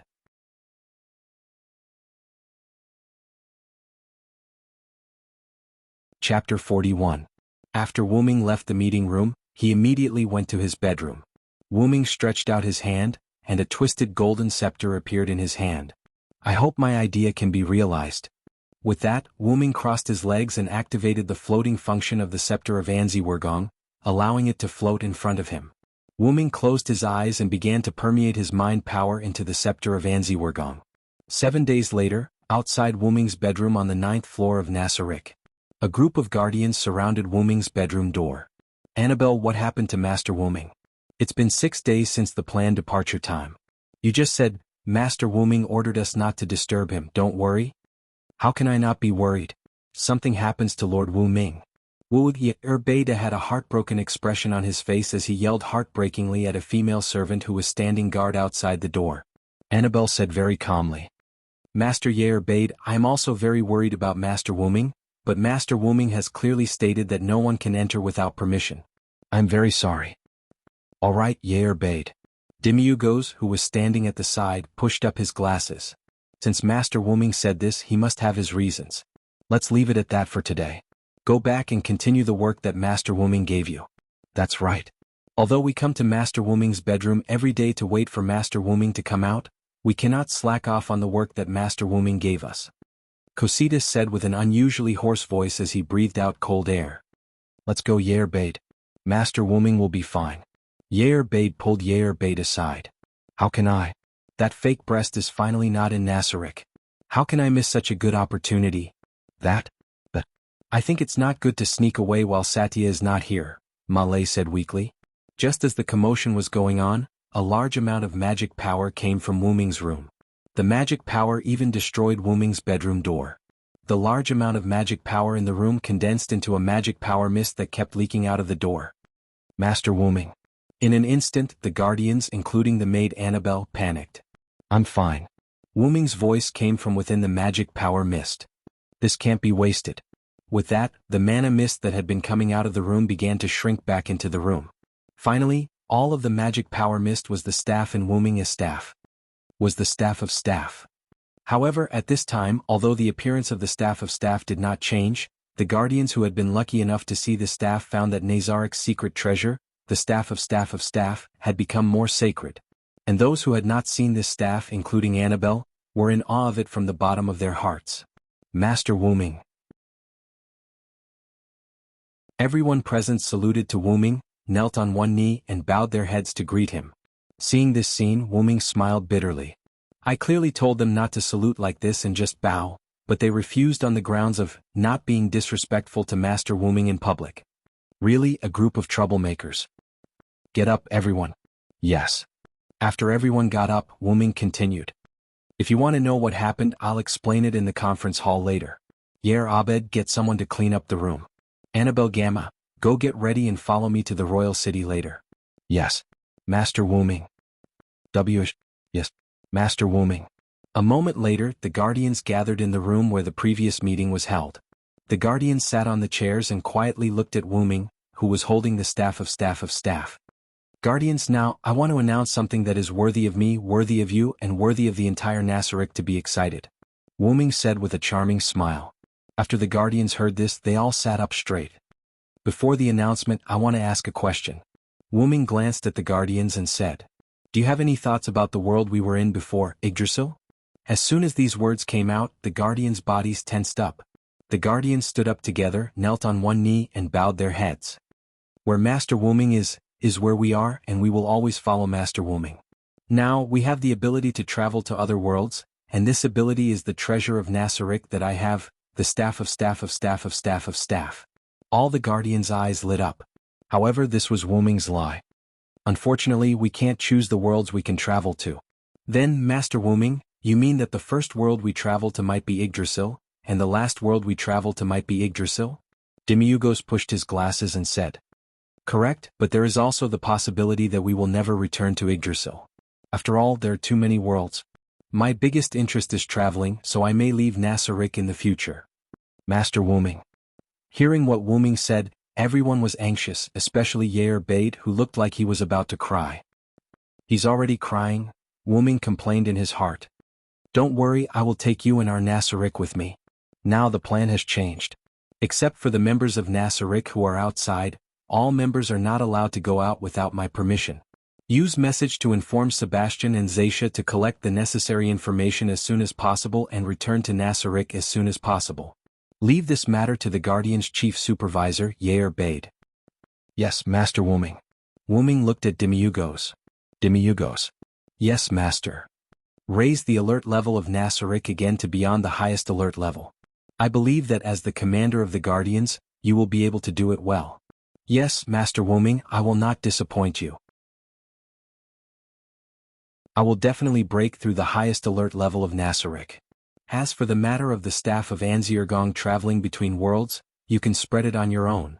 The first and third levels will be given to Cositas, the fifth level will be given to Yuri and Mare, and the eighth level will be given to Demiurgos. After completing the corresponding task, stand by. Dismissed. Yes, Master Wuming. After a flash of light, Wuming left using the staff of Anziergong's teleportation function. The Guardians quickly took action, and Nasaric ushered in a big change. At this moment, Wuming and Annabelle were walking on the road to the royal capital.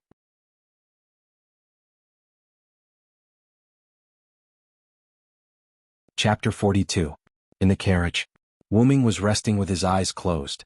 After Wuming came to this different world, he had been wearing the white holy cloth of the Uruk. Because he was going to the capital, Wuming changed into a set that met the standards of this different world. White underwear, a black coat, a pair of black trousers and a pair of black boots. His neat short hair was constantly floating with the wind coming in from the window. There were no traces of erosion by time on his face. He still looked like a young man. Outside, Annabelle was driving the horse and driving the carriage at the moment. He wore a white shirt with black collar and sleeves, brown trousers and brown boots that reached his calves. He wore a brown cloak that covered his body, and an ordinary sheathed longsword hung at his waist. Annabelle looked at Wuming, who was resting with his eyes closed in the carriage from time to time. Obviously, Annabelle already knew the new function of the staff of Anziergong. Feeling the gaze outside, Wuming had to smile bitterly in his heart. I didn't expect them to be so surprised after knowing that Nasaric can travel between worlds. I was obviously lying. No, it's not a lie. After all, I can now take Nasaric with me to travel between worlds. Previously, Wuming thought that he entered this different world after fusing with a light ball. After a later judgment, the light ball was the big underground tomb of Nasaric. In other words, the big underground tomb of Nasaric should have become part of Wuming. But because of the nobility of Wuming's bloodline, his bloodline was automatically expelled from the big underground tomb of Nasaric after Wuming entered this world. Otherwise, there wouldn't have been Nasaric on the grassland near Urantir. Instead, there would have been a huge dragon lying there.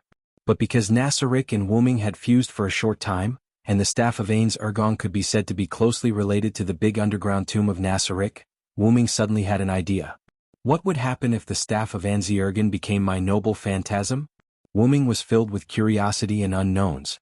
That was why Wuming went into seclusion in his bedroom for 7 days despite his plans being disrupted.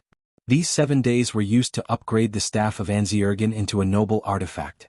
As Wuming had fused with Nazarik's underground grave for a short period of time, the time it took for Wuming to transform the staff of Anzi-Wergong into a relic was much shorter than the time it took for other relics to evolve.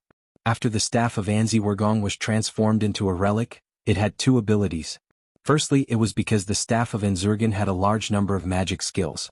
After it was upgraded to a noble relic, it became a super weapon that could release tens of thousands or even hundreds of thousands of magic spells. Secondly, Anziergong Guild's stronghold was located in the underground graveyard of Nasarik. The staff of Anziergong was the guild weapon of Anziergong Guild.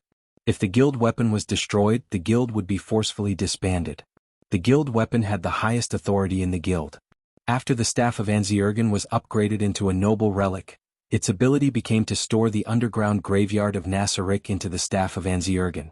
It could also form an enchantment that eroded the world, and summon the underground graveyard of Nasarik to its master in the form of magic. In short, it was the reality marble of the world in the shape of the moon. The magic that could instantiate the scenery in one's mind was called reality marble. Once the reality marble was activated, it would change the surrounding space into a completely different scenery, shaping the caster's mind and eroding the real world. That was why Wuming said that the staff of Anziergen could allow the underground graveyard of Nasarik to travel between worlds. However, what I care about is the second ability of the noble relic, the staff of Anziergen. The biggest advantage of the reality marble was that everything in the enchantment was immortal. The people or things in the Nazarik's underground graveyard were killed or destroyed, and they would only turn into magic residue, drifting away with the wind, and it had no effect on the people or things themselves. Even if they were destroyed, killed, or even destroyed the entire reality marble, as long as the caster had enough magic power, he could summon them again. In that case, Wuming could use the second ability of the staff of Anziergen without worrying about the guardian's safety. That's great.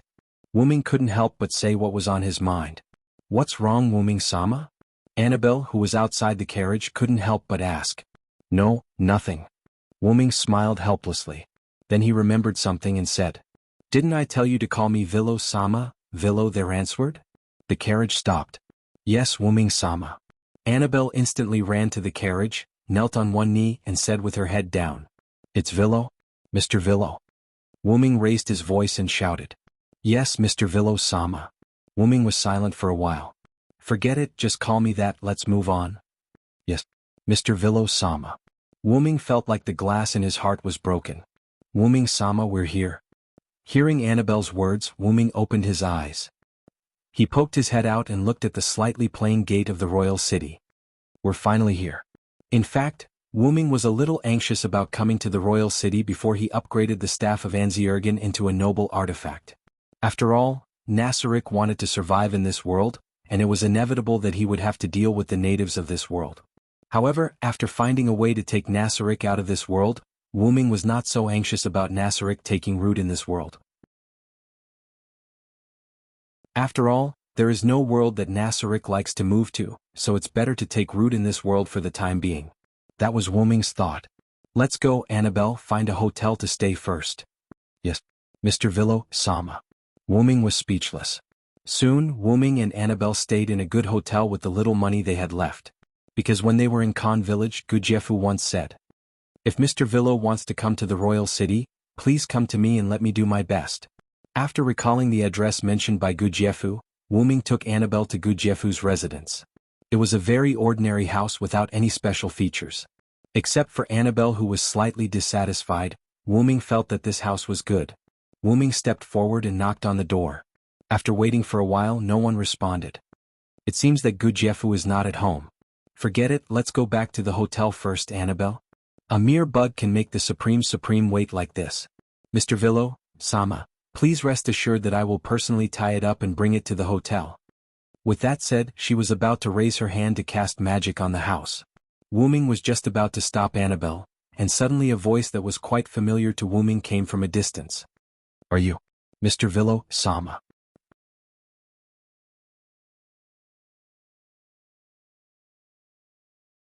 Chapter 43. Wuming looked at the source of the voice. A strong man in his 30s stood there in plain clothes. Long time no see, Sir Gujiefu. Wu Ming waved and smiled. Please forgive me for not being able to entertain you at my humble abode. Gujiefu put 2 glasses of water in front of Wu Ming, who was sitting. Isn't this proof of Sir Gujiefu's integrity? Wu Ming didn't mind and took a glass of water to drink. Annabelle, don't stand there, sit down and drink a glass of water. This is an order. Yes, Vilo-sama. Annabelle, who was standing behind Wu Ming, had to sit down after hearing Wu Ming's order. As for the address, after Wu Ming thought about it again and again, he still let Annabelle call him sir. After all, Mr. Razan was stranger than Razan. Thank you again, Vilo-sama. If it weren't for you, I would have died in Khan village. Looking at Gujiefu solemnly thanking him, Wu Ming waved his hand casually. You're welcome, Sir Gujiefu.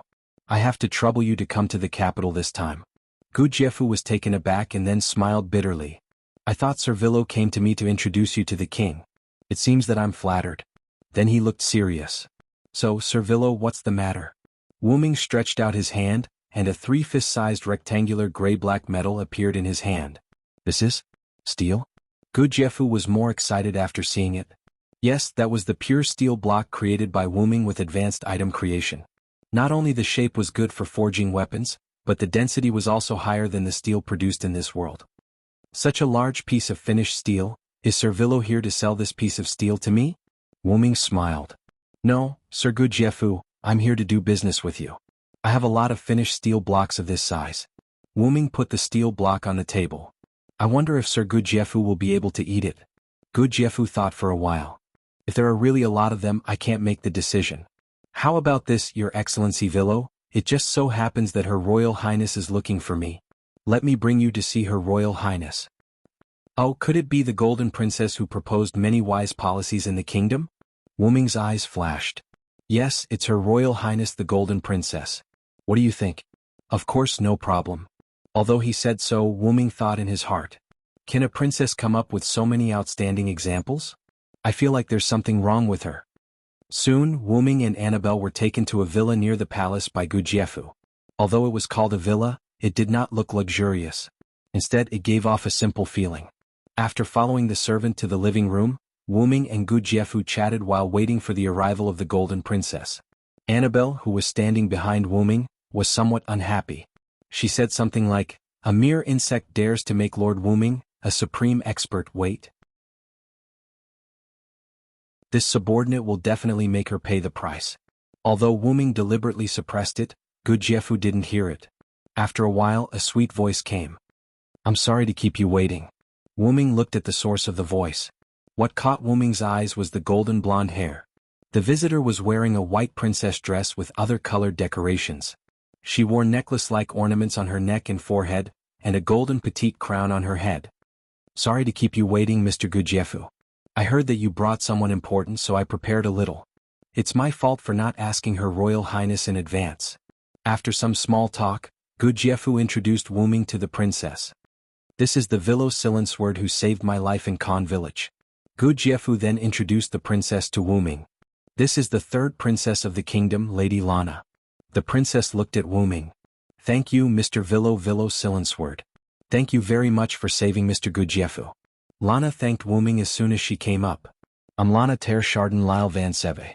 I'm sorry I didn't see your name on the newspaper. Wu Ming looked at the naive Lana without any change in his expression. It's my honor to see a commoner like me, Princess Lana. Wu Ming said half-jokingly. You're funny, Mr. Silensword. Lana covered her mouth and laughed. Wu Ming looked at the beautiful person in front of him and thought. Lana Ter Chardon Lyle Van Seve, the 3rd princess of the kingdom of Rystich. She was known for her beauty and wisdom, and was praised as the Golden Princess by the people. But, she looks a little like Morgan Le Fay. So, Mr. Gujiefu, why did you bring Mr. Silensword to see me? Princess Lana asked the question in her heart. It's like this, Your Royal Highness. Gujiefu took out the stainless steel that Wu Ming provided and explained the purpose of Wu Ming's visit to Princess Lana. So that's how it is. Princess Lana, who understood the cause and effect, had a look of sudden realization. Don't worry, Mr. Silensword. I will help you find a trustworthy merchant. Please allow me to purchase some of your stainless steel as a member of the royal family. Wu Ming didn't have a problem with that.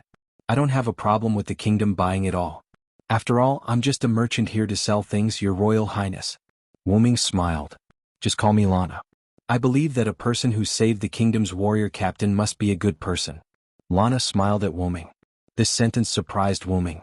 After all, in Wuming's eyes, he wasn't a good person. Whether it was in Connaught, Britain, Babylon, or now Nasaric, Wuming was always protecting his own interests. In order to let Maeve let him go, Wuming promised Maeve to help him finish the war. In order to protect Britain, Wuming had done a lot of dirty things. He had thought of buying goods and murder countless times. In Babylon, with Gilgamesh there, Wuming didn't have to do too much for Babylon. However, it was also because Wuming couldn't defeat the gods of Sumer pantheon and could only bluff. Otherwise, Wuming wouldn't have left with Enkidu, who faked his death. In Nasaric, the original Nasaric people were people with a negative sense of justice. Wuming didn't ask them to change. He only advised a few people not to be too hostile towards humans. Of course, that was only towards people who were kind. As for people who were full of evil intentions and scum, even if they were killed by the people of Nasaric, Wuming wouldn't bat an eye. Wuming was such a person who was full of egoism and did as he pleased. Hearing Lana praise Wuming as a good person, Wuming was a bit absent-minded. Since it's daily, Princess Lana should also call me a Villo. Otherwise it wouldn't be fair. Wuming said. Yes, Mr. Villo? Well, since they don't have any evil intentions, I don't need to care whether they miss Morgan Le Fay or not. It doesn't affect me anyway. Just like that, Wuming's merchant plan was successfully carried out. Just as Wuming and Lana were happily talking, a young man came into the room.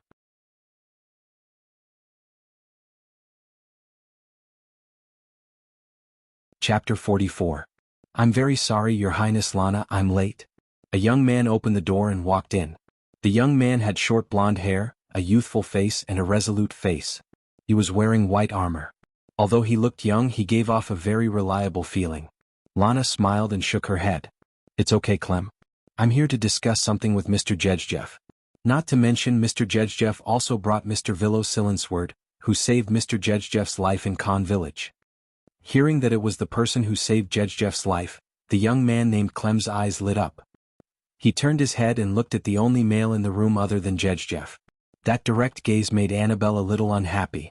Just as Annabelle was about to say something, Wuming reached out his hand to stop her.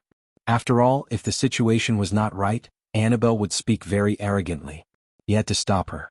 Is your name Clem? Do you have something to ask me? Yes, Mr. Silensword. I want to ask you how to become stronger. Clem, you're being rude. Princess Lana shouted. Jedjeff seemed to know something. He didn't say anything and just watched quietly. At this moment, no one said anything.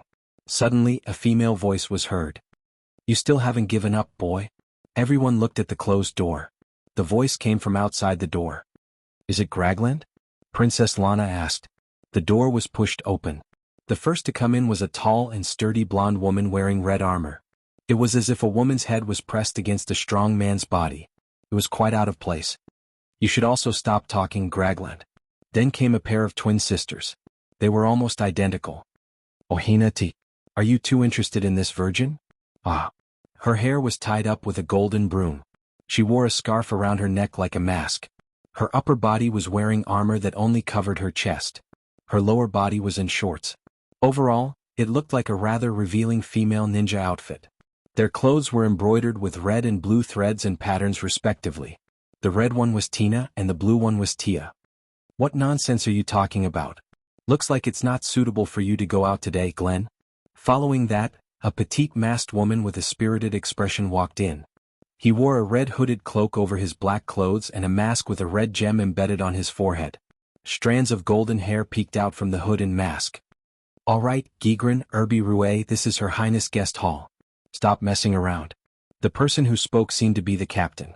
She was a beautiful woman with long blonde hair. She wore red tights and a blue skirt.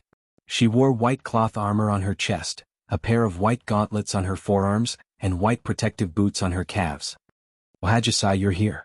Princess Lana, on the other hand, was quite happy to see this woman who seemed to be the team leader. She stood up and ran over to hold Haggis' hand. Lana, I'm sorry to disturb you while you're talking to the warrior chief. Let me introduce you, this is the leader of Wild Rose, my friend Haggis Elba Druindora. Hello, Haggis said with a smile. This is Mr. Villo Silensword, the one who saved Mr. Jedjeff's life in Khan village. Next to him is Mr. Villo's guard, Miss Annabelle. Just call me Villo, I'm not a pedantic person. Wuming stood up and greeted Wild Rose's people. Ah, you're so cool. Are you interested in having a go with me, handsome? Gigren's rough voice came. You aphid, don't you know what you look like? You'd better go back to the furnace and be reborn first before you consider whether to serve Sir Villo. Annabelle said mercilessly. Oh, you look so arrogant, let's go out and practice. Gigren. Annabelle. Wuming and Haggis stopped the fight at the same time. Well, let's solve Clem's problem first. At this time, Gigren returned to the topic. Kid, you want to ask the strong to tell you how to become strong again, right? Clem was silent. Gigren's rough voice continued. I've said it before, the so-called saying that you can become strong through hard work is no longer suitable for you. Although some heroes also became strong through hard work, you've worked hard enough. I believe that no one in the kingdom can be said to be more hardworking than you. Give up, kid, you can't become strong anymore. Gigren's words made Clem's face pale, but from his determined eyes, it was clear that Clem had no intention of giving up. That's true, Wuming said slowly. But there are many ways to become strong. Wuming looked at Clem. Let me ask you, why do you want to become strong? Clem looked at Princess Lana and then looked at Wuming. I want to become strong to be able to protect Princess Lana. After that, there was another moment of silence. A moment later. Protect? Wuming smiled. Come out with me. After that, Wuming walked out of the room. Annabelle glanced at Clem and followed Wuming. Clem and Lana's faces were filled with joy. Could that handsome guy really make Clem stronger? Let's go out and see, Herbie Rouet, who was wearing a mask, said. Roast Song and the others followed. In the courtyard. Wuming and Clem stood opposite each other. Don't you need a weapon? Clem asked. Wuming smiled and shook his head. Come at me with all you've got, Clem. Otherwise you won't have the chance later. Although his words were arrogant, Wuming was not wrong. Then I'll go, Mr. Sirenthold. After that, Clem rushed forward with his sword. Clem swung his sword down, but Wuming's body swayed and dodged the attack. Seeing how easily Wuming dodged his attack, Clem swung his sword harder and faster, while Wuming continued to dodge. Clem had already swung his sword a dozen times, but none of them hit Wuming, and Wuming did not even take half a step back. Clem, have you heard of a saying? Wuming kept dodging Clem's attacks and said. When a person is in danger, they will explode with unprecedented power. Yes, I know. Clem replied. After hearing this, Wuming squinted his eyes. Are you ready? Without waiting for Clem's reply, Wuming released his terrifying aura. The magic power emitted from Wuming's body wreaked havoc on the ground around him, causing dirt to fly everywhere. Everyone present except Clem felt like they were facing a dragon, and their eyes were full of fear. Clem, who was targeted by Wuming's aura, was unable to move, and fear continued to erode Clem's heart. Let me see your determination to protect.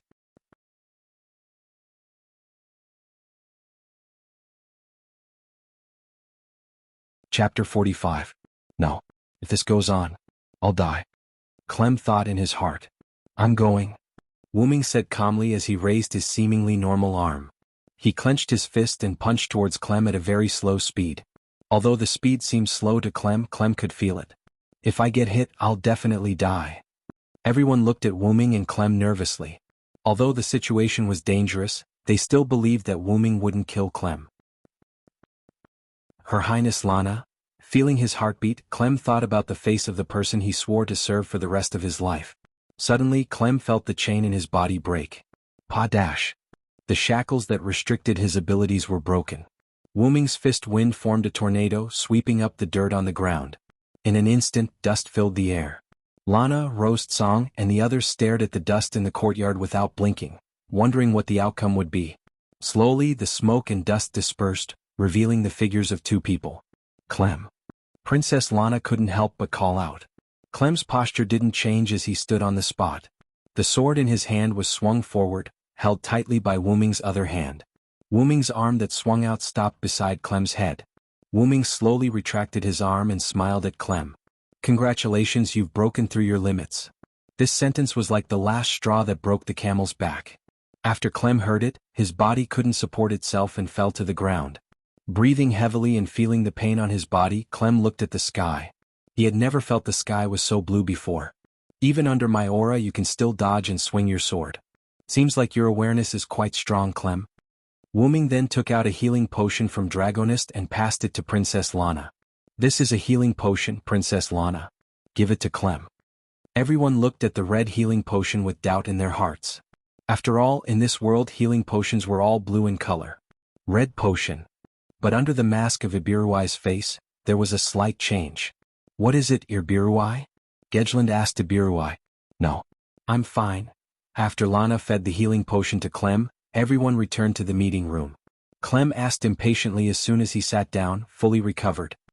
Lord Villo, just now The Villo understood Clem's doubts and asked. A person's brain will limit most of their skills to prevent damage to their body. Just now, you broke through part of the limit under my pressure, which is why your body is in so much pain. After taking a sip of the tea, Wu Ming put it down. Now, you should be able to control the release of this restriction. You should be able to sense it yourself. Yes, thank you very much for your guidance, Sir Villo. This humble one is eternally grateful. Well, Virgin, you have indeed become stronger, although it was only for a moment. You should have reached the level of a platinum-level adventurer. Gedgeland said from the side. In this world there was a profession called an adventurer. Wu Ming knew from the interrogation of the people from the Sunshine Holy Bible that adventurers were people who dealt with monsters. These people were similar to multi-purpose mercenaries, and were managed by the Adventurers Guild. The adventurers' level was differentiated by the rarity of the metal. The metal that symbolized their identity from lowest to highest were copper, iron, silver, gold, platinum, mithril, orichalcum, and stainless steel. Hearing this, Wu Ming reached out his hand, and a thin white knight's sword appeared in Wu Ming's hand. Then how about adding this? Wu Ming tossed the knight's sword to Clem.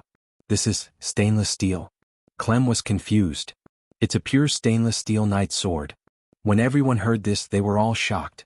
Although a small amount of stainless steel could increase the weapon's quality, no one would use pure stainless steel to forge a weapon. Moreover, with such a large piece of stainless steel, it was hard to say if they could find a blacksmith who could forge a pure stainless steel weapon.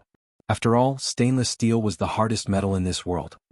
How can I, Mr. Villo? I can't accept such a valuable weapon. Clem's expression was determined not to accept it, and Roast Song's expression was the same. After all, no one would be so nice for no reason. Okay, just accept it. After all, I still have something to ask of Her Royal Highness. Of course, Mr. Villo. Everyone was confused. After all, accepting a request without hearing it was strange no matter how they looked at it. But after thinking about it for a while, Hagrid felt relieved. Wu Ming also looked at Princess Lana in confusion, then seemed to have thought of something. It seems that Her Royal Highness Lana values Sir Clem a lot. Princess Lana just smiled sweetly. Of course, after all, I like Clem the most. Clem's young face blushed when he heard that. Then, Her Royal Highness Lana is not afraid that I will make a request that will harm the kingdom? You must be joking. As I said before, I believe that Mr. Villo, who saved His Excellency the warrior, is a good person. Wu Ming waved his hand. Forget about being a good person. I just thought that Gujiefu was a good person, so I helped him. That's enough. Lana smiled. My request is simple. If you have any business in the future, please consider me first. No one in the conference room spoke. A moment later. Is that all, Mr. Villo? Princess Lana asked. That's all. How about it? Can you accept it? Okay, no problem. But, with such a small request, you let me accept such a valuable treasure. Clem was still a little unbalanced. It's okay, Clem, just accept it. This is a reward for your determination to protect. Wu Ming smiled. Yes. Mr. Villo, I will live up to your expectations and I will use it well. Clem accepted it quite solemnly. Looking at Roast Song and the others present, Wu Ming looked at Princess Lana. Then that's it for today. I'll take my leave first. Wu Ming stood up. It's really a blessing to talk with you. Mr. Villo's thinking is really advanced. It couldn't be helped. Previously, Wu Ming was discussing business matters with Princess Lana. As they talked, the topic deviated from the main topic. They even talked about the country policies and such. Wu Ming even expressed his own opinion, which made Princess Lana very surprised. After all, Wu Ming was a modern person, and his ideology and culture were definitely more advanced. Of course, Her Royal Highness Lana's opinion surprised me, as expected of the Golden Princess. After a while, Wu Ming and Annabelle began to leave. When they walked to the gate of the courtyard, one of Roast Song who came to see them off suddenly shouted, Mr. Wu Ming. Wu Ming paused after hearing it, but he recovered in an instant and continued to walk forward. Wait a minute, Mr. Villo.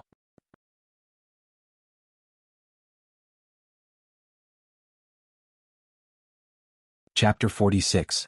Wu-Ming turned his head and looked at the person who spoke. "What can I do for you, Miss Ibiruai?" Ibiruai did not speak.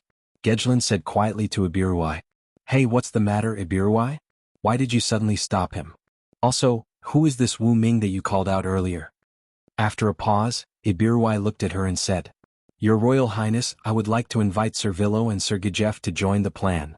"Hey, Ibiruai, Gejef is fine, but why do you want to invite the person you just met for the first time?" "Yes, Ibiruai, I don't agree with this idea." Wu-Ming looked at her quietly and did not speak. "It seems that Miss Vampire seems to know me." "No, she knows Wu-Ming.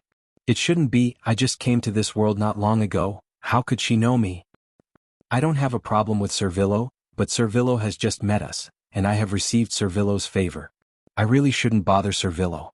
Princess Lana looked embarrassed. "I don't have a problem with that, but let's talk about it tomorrow. Don't you have something to discuss? I will visit again tomorrow. Goodbye." Wu-Ming and Annabelle left.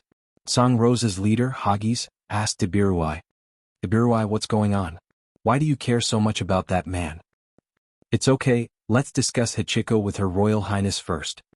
After saying that, she went into the room, leaving a few people who didn't know what to do. On the other side, Annabelle walked behind Wu-Ming and asked, "Do we need to get rid of that woman?" "No, I really want to know where she knew my name." Wu-Ming touched his chin and thought. "Strictly speaking, that bottle of red healing potion and the pressure I released to train Clem have the possibility of being exposed. But even if I'm exposed as Wu-Ming, how did she know this name? That Wu-Ming just now carries a lot of weight. Well, let's go back to the hotel first. I want to contact Yair Bird." "Yes, Sir Wu-Ming." After discussing with Princess Lana, Song Rose's group left the princess's house. On the way back, Gejlin began to ask, "What's going on, Ibiruai? You're making us very worried." Hagis, Hina, and Tia also looked at Ibiruai. "My apologies, I was just thinking of a benefactor of mine, Lord Varen. You look too much like him." Ibiruai replied. Feeling Ibiruai's loneliness, Song Rose's group sighed silently in their hearts. In the hotel, Wu-Ming took out the scroll called Message, and was ready to contact Yair Bird. Message was a long-range communication spell which could also be said to be a skill. There was such a spell in the library, but Wu-Ming didn't learn it. Message. Wu-Ming put his hand on his temple and began to contact Yair Bird. Wu-Ming-sama. "Yair Bird, I have an accident here. Immediately recall Sebastian and Zaisha, and prohibit the members of Nassarik from going out." "I'm very sorry, Wu-Ming-sama, Zaisha betrayed us." "What?" Nazarik's underground tomb. A black and red circular hole appeared at the main entrance of Nazarik's surface. Wu-Ming walked out of it. Annabelle was left in the Royal City Hotel by Wu-Ming. Annabelle helped Wu-Ming to refuse everything. The reason was that Wu-Ming had some personal matters to deal with. Wu-Ming stretched out his hand, and a ring appeared in his hand. After putting it on, Wu-Ming launched instant transmission and disappeared. Between the thrones. Yair Bird was standing next to the throne, waiting quietly. Wu-Ming instantly appeared between the thrones. Seeing Wu-Ming, Yair Bird knelt on one knee. "Wu-Ming-sama. Get up quickly, Yair Bird, what's going on with Zaisha's betrayal?" Yair Bird stood up, waved his hands in white silk gloves a few times in the air, and a crystal screen appeared in the air. Although Nassarik has been materialized, some mechanisms can still be digitized. For example, Yair Bird pulled up the list of Nazarik's guardians. Seeing Zaisha Bradford's name in bright red, Wu-Ming asked, "Is this the reason for Zaisha's betrayal?" "That's not the reason. When you left Nassarik, I told Zaisha and Sebastian to complete the information gathering as soon as possible. Zaisha has already returned ahead of time. However, when passing by Khan village, Zaisha seemed to have encountered an enemy. After that, I couldn't contact her. That's why I checked the list of guardians and learned of Zaisha's betrayal." Wu-Ming sat on the throne, looked at Zaisha's bright red name, which was different from the other guardians' white names, and fell into deep thought. "If I'm not mistaken, the enemy should be from the Celian theocracy.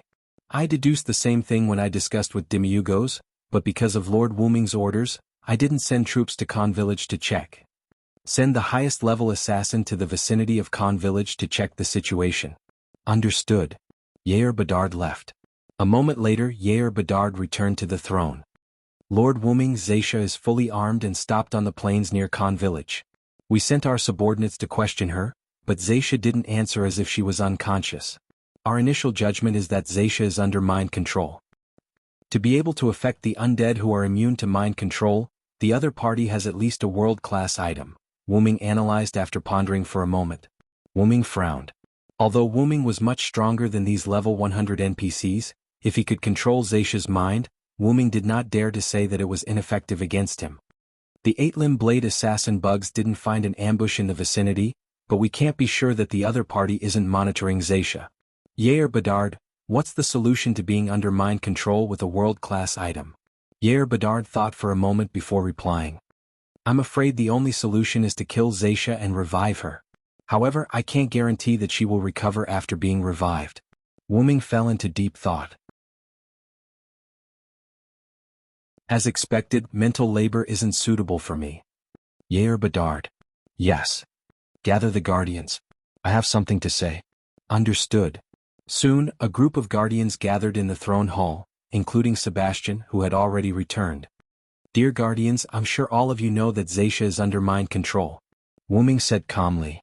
I want to ask, do you have a way to remove the mind control on Zaisha without killing her?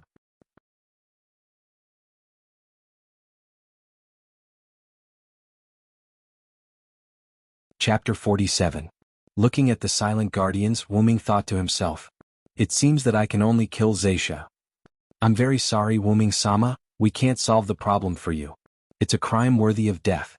Demiurgos said in a serious tone. Don't say that, Demiurgos. I'm too harsh. After all, that's the effect of a world-class item, and it's not so easy to remove.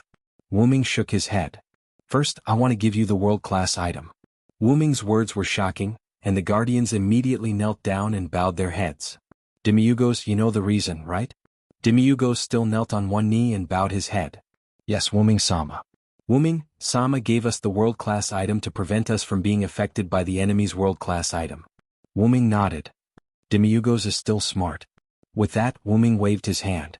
A sword, a cup, a large scroll, and a pair of gloves appeared in the air and fell to the hands of Cositas, Yuri, Mare, and Demiurgos. Because Yair Bade already has the world-class item Infernal Abyss, I won't give you the world-class item this time. Yes, Wu Ming-sama. Yair Bade said with a regretful look. The names of these 4 items are Blade of Billions, Cup of Zaisha, Mountain River Map, and Avarice and Desireless. I will tell you how to use them and their effects after the meeting. Thank you, Wu Ming-sama, for giving us these treasures. We will not hesitate to go through fire and water for you. Several people said at the same time. One more thing, I'm going to fight Zaisha alone. How can that be, Wu Ming-sama? Please think twice, Wu Ming-sama. Wu Ming-sama. Silence. Wu Ming shouted. We can't be sure if the other party will suddenly use a teleportation spell to teleport over. Moreover, we can't guarantee our chances of victory if you guys go. Most importantly, you are like newborn children. I am someone who has accepted your loyalty. How can I let you kill each other? Lord Wu Ming, since you've already made your decision as your subordinates, we shouldn't say anything more. However, please promise us that you'll return safely, Yair Bade said. I agree. In Wu Ming's bedroom. Wu Ming placed many props in front of him. It feels like I'm raiding a dungeon. Seriously, how can someone like me who has experienced many battles, be used to preparing for a one-on-one battle like a game? As mentioned before, after Nasaric transformed into a physical body, he retained some of his digitized parts. For example, Nazaric's members could use magic to detect a target's HP and MP, and Yair Abed could also manage Nasaric through the system. Sure enough, it's more suitable for me to fight directly. Can I determine if there are any players on the other side? At the end of the meeting, Demiurgos proposed that after a series of anti-teleportation spells, anti-detection spells, and other spells were placed near Satya, Wu Ming would fight Satya one-on-one. In Wu Ming's view, whether it was NPCs or players in Yggdrasil, their abilities were not strong. At least in Wu Ming's view, no one in Nasaric could defeat him without using special skills or items. The only hidden danger now was that he didn't know if the other party had any special items or skills. I can only say that it's a game. After all, without these special items or skills, the game would become boring. I guess so. After all, I don't play games very much. Wu Ming picked up the 2 rings in front of him and put them on his left and right fingers. The names of these 2 rings were Meteor Ring and Eternal Calamity Serpent Ring. Eternal Calamity Serpent Ring was one of the 20 world-class items. Because he wanted to guard against the opponent's world-class item effect, and because it was convenient to carry, Wu Ming chose this world-class item. In Yggdrasil World Tree, the effect was to make a wish to the game company, and the effect could be extended to the whole game. Of course, whether the content of the wish could be approved was another matter. After transforming into a physical body, the effect of the ring became, make a wish, a real wish. However, because of the special effect of disappearing and randomly appearing in a corner of the world after using it, Wu Ming didn't dare to use it casually. At most, he would only use it when he was in danger. Meteor Ring, on the other hand, could cast the super magic, wish to the stars, unconditionally. The effect had 3 weakened versions of the wish skill, and there were many restrictions. After 3 wishes were made, there would be a long cooldown period. It could be said that it was an item that could determine the winner. After all, Wu Ming didn't have many ultimate skills. Other than Yggdrasil, and X Silver, Meteor Silver, as Noble Phantasm, Wu Ming had no other skills that could be considered as his ultimate skill. Enkidu has been sleeping since he first came to this world. Most of the magic Wu Ming learned couldn't be used as ultimate skills. After all, the magic stored in the library was either magic books with a limited number of times or written materials that couldn't be learned. The skills Wu Ming learned, such as Dragon Thunder and Heavenly Fire, were useful against the natives, but they didn't have much effect on Zaisha, a level 100 NPC. Ah, my head hurts. Sure enough, I still haven't learned it well, master. Wu Ming remembered his master, Skaha, who could kill a god with just a magic spear and his own martial arts. Sure enough, I'm still too inexperienced. My bloodline ability is basically harmless. For example, Wu Ming's origin dragon bloodline ability, time travel adaptability, powerful physique, endless magic power, and transformation effect of Calamity Dragon. Suddenly, Wu Ming felt a message in his mind. Wu Ming put his hand on his temple. What's wrong, Yer Bade? Master Wu Ming, some humans who look like adventurers are approaching Zaisha. Understood. Stay put, I'll go check the situation. Master Wu Ming, don't you need guards? No, to avoid misunderstandings you can continue to hide near Zaisha. Yes, master. Wu Ming disconnected the communication and lay on the bed. When it rains it pours. I hope those adventurers can retreat on their own. As the portal closed, Wu Ming appeared on the plain near Khan village. So, those are the adventurers who are approaching? Wu Ming looked at the adventurers coming toward him. Wu Ming took out Yggdrasil and threw it into the air. After a while, Funbaba appeared behind Wu Ming. Those adventurers also seemed to have seen Wu Ming and Funbaba, and they all stopped for a while. 3 people who seemed to be captains came over. Are you the captains of the adventurers who came to crusade against the vampire? Yes, I'm Parodi from Sirius. These 2 are Moknak from Rainbow and Igvaki from Kraugla. May I ask who you are? A young man with a determined look said. I'm the vampire's summoner. Because of an accident I lost control. Please go back. This is not something you can intervene in. But, even if you say so? Parodi had a troubled expression on his face. Don't waste your breath on him. Igvaki said. Who knows, maybe he's actually here to steal our credit? He thinks that he can do whatever he wants just because he has a good-looking magical beast. To be honest, Funbaba was not tall and it looked gentle, but it did not mean that Funbaba would not kill. Funbaba raised its leg, and in an instant, a huge man-eating flower appeared at Igvaki's feet. In an instant, Igvaki was eaten by the man-eating flower before he could even make a sound. Parodi and Moknak put their hands on their weapons with a solemn expression. I'm in a bad mood. Persuading you to leave is for your own good. Do you have to make an example of me? Wu Ming released the aura of a giant dragon. The wind pressure caused by his aura overturned the adventurers in the distance, and Parodi and Moknak in front of him were unconscious. Wu Ming slowly retracted his aura. Ever since Silent Wonder turned into a dragon, he had mastered an invisible pressure similar to draconic aura. This could be considered a blessing in disguise. Looking at the hurried and orderly retreat, Wu Ming turned around and walked toward Satya.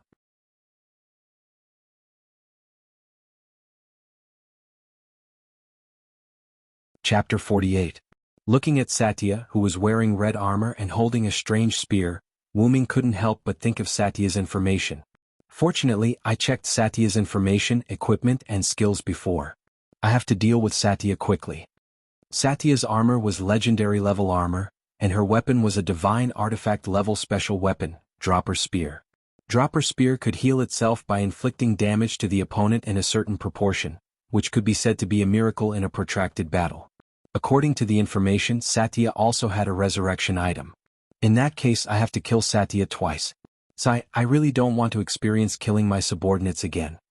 When Wuming was a knight, he once had a subordinate who was infected by a monster. At his subordinate's request, Wuming had to kill him. Wuming-sama. Hearing that voice, Wuming looked at his arm. Enkidu, are you awake? Well, because Wuming-sama is upset, I woke up to see if there is any way to help you. I appreciate your kindness, but I don't think you can do anything about it. Wuming couldn't find any other way to remove Satya's mind control other than killing her. Wuming-sama, maybe I can give it a try.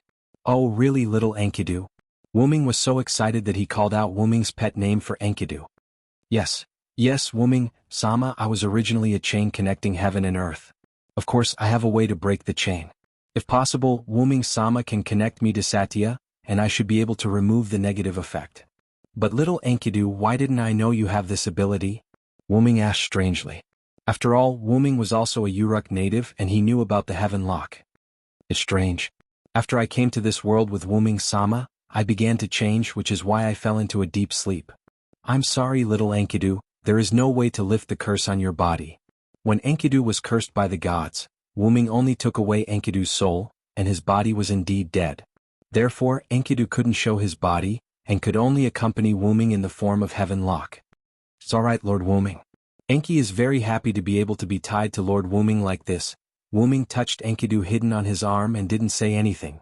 Little Enkidu, my first battle in this world. Let's go. Yes. Wuming-sama. High-level item creation. A white light flashed and a white armor appeared on Wuming's body. That was the silver dragon armor that Wuming used in Britain. Fanbaba.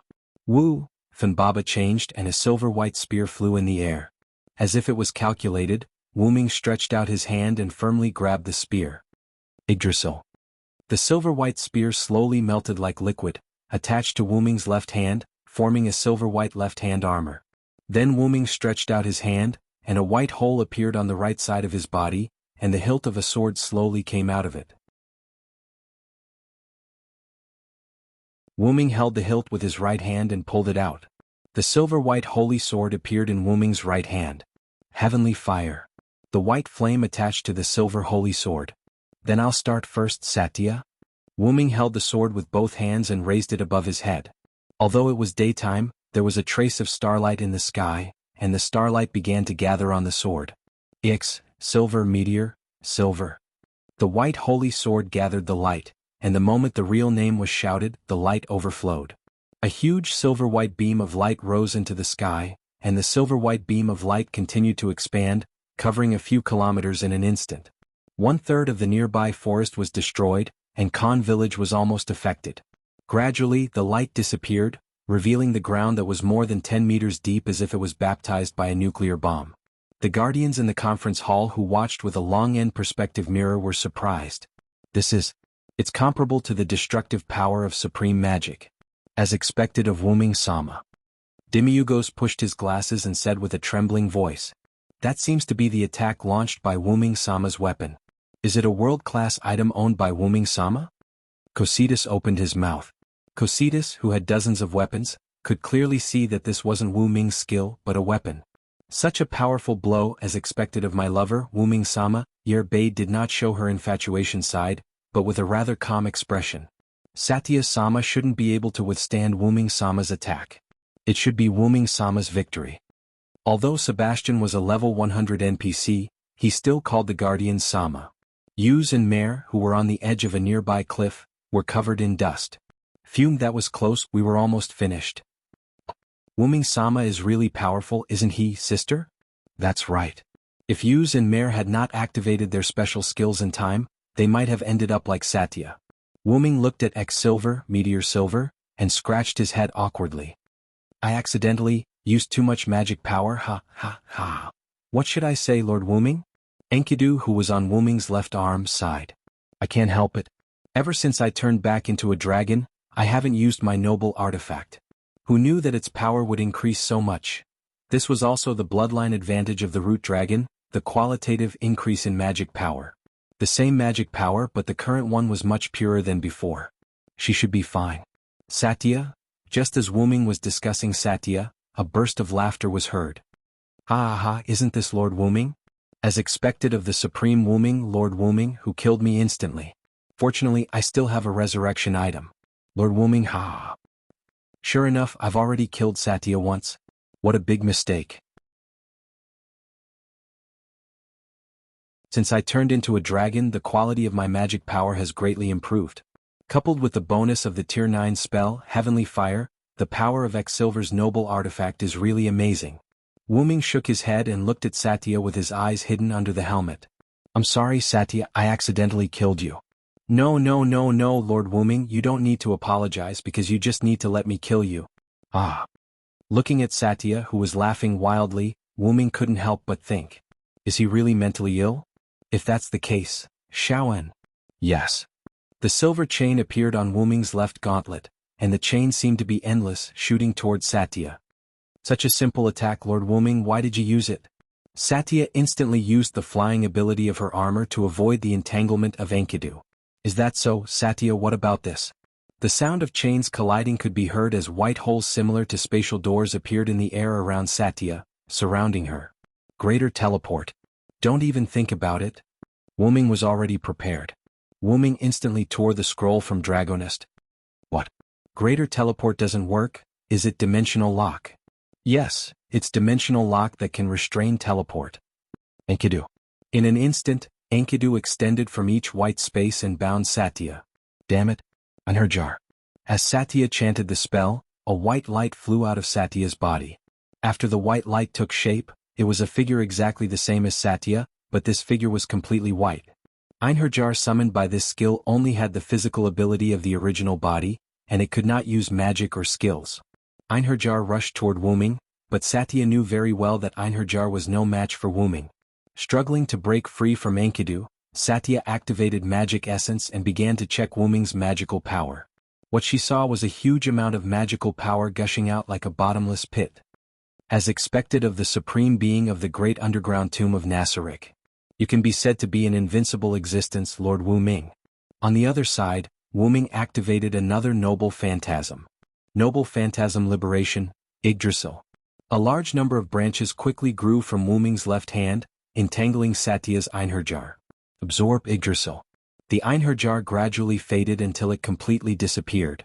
So what should you do now, Satya?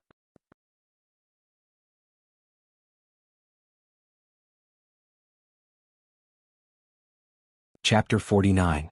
Wuming-sama, what kind of artifact is this chain of yours? I even used Impure Impact Shield but I still couldn't break your shackles. Although she said that, Zaisha's expression was very anxious. Enkidu, let's start. Try to get in touch with Satya's mind control. Yes, Master Wuming. The silver-white chain wrapped around Satya began to glow, and Satya struggled and screamed in pain. Listening to Satya's screams, Wuming couldn't help but clench his fists.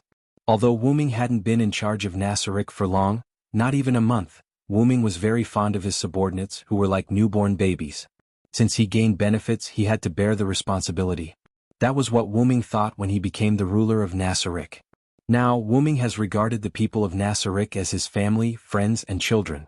Wuming called it a trip, and to put it bluntly, he was homeless. Although it was a short time, compared to living in the strange outside world, Nassarik, which was full of monsters, gave Wuming a sense of belonging. After all, Wuming was not human. After a while, Satya fainted, and the chain stopped glowing. How is it, little Enkidu? Should be okay? Wuming heard Enkidu's voice and felt something was wrong, so he quickly asked. What's wrong, little Enkidu? Are you okay? I'm fine, Master Wuming. I'm still not used to the changes in Enkidu. Plus I forced myself to wake up before. I might fall asleep again. Sorry. Master Wuming? It's okay, little Enkidu, you don't have to apologize. I'm really lucky to have you by my side. Enkidu didn't say anything else. Sensing the weakening of Enkidu's mana, Wuming knew that Enkidu had fallen asleep again.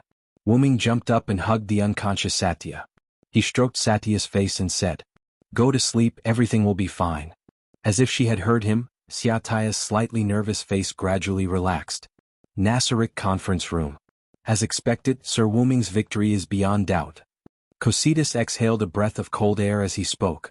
It seems that I don't need to prepare materials for Satya's revival. As expected of Lord Wuming.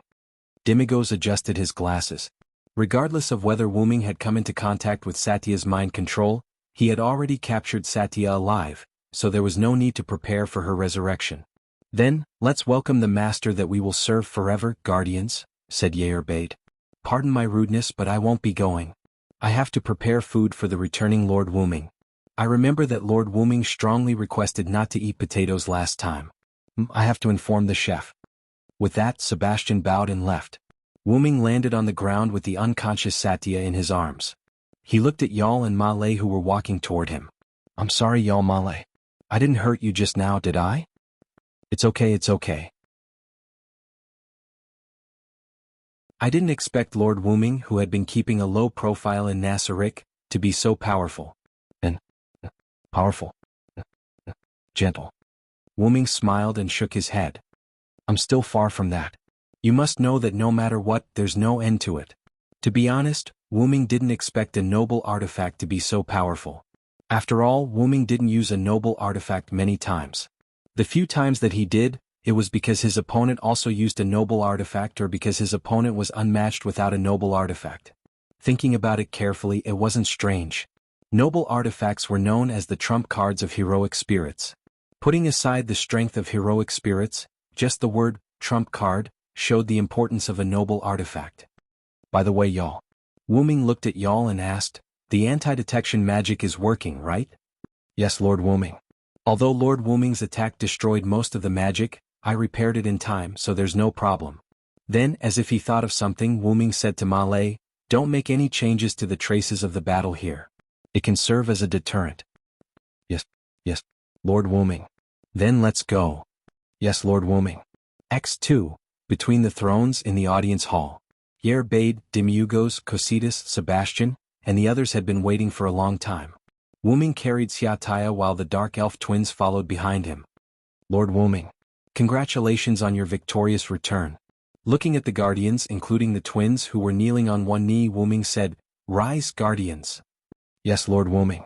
Yerbade, check Xiataya's status. Yes, Lord. Yerbade slid his finger in the air and opened a virtual window. Yerbade slid his finger. When he saw Xiataya's name turn from red to white, he heaved a sigh of relief. There's no problem, Lord Wuming. Xiataya's name has turned white. How about this? Bring Xiataya to the room on the 9th floor to rest. During this time, arrange for many monsters above level 90 to guard her and set up many magic traps to prevent Xiataya from going berserk. Lord Wuming, to let the servants step into the residence of the supreme beings. Yerbade had an inappropriate expression. It's fine. The other supreme beings won't blame you. Carry out the order. Yes, Lord. Speaking of which, it was strange. Ever since Wuming came to Nasarick, the 9th floor of Nazarik's underground graveyard had been deserted. No, it should be said that this was more befitting of the graveyard's name. In fact, there were quite a lot of people on the 9th floor. There were 41 level 1 android maids, as well as a group of service staff in bars, restaurants, and hot springs. However, these people only moved around in their own areas and never came out. Thus, only the guardians were left to move around freely. In fact, it was also because each floor of Nasarick was too big. Perhaps it was because Wuming and Nasarick had temporarily fused. Nasarick was not as big as the information indicated. Instead, it was much bigger than the information indicated. Other than the surface of Nasarick, which did not change much, the 1st to 10th floors of Nasarick had expanded a lot. According to Wuming's speculation, the largest floor was even comparable to the size of a city. I'm a little tired. Let's go back and rest. Sebastian, is the food ready? Of course, Lord Wuming. It's all ready. I also specially told the chef to reject all potato products. Speaking of potatoes, Wuming recalled the fear of being dominated by Gawain in Britain. Well done, Sebastian. For the supreme beings, I won't hesitate. Following the conversation, Wuming and Sebastian stepped into the restaurant.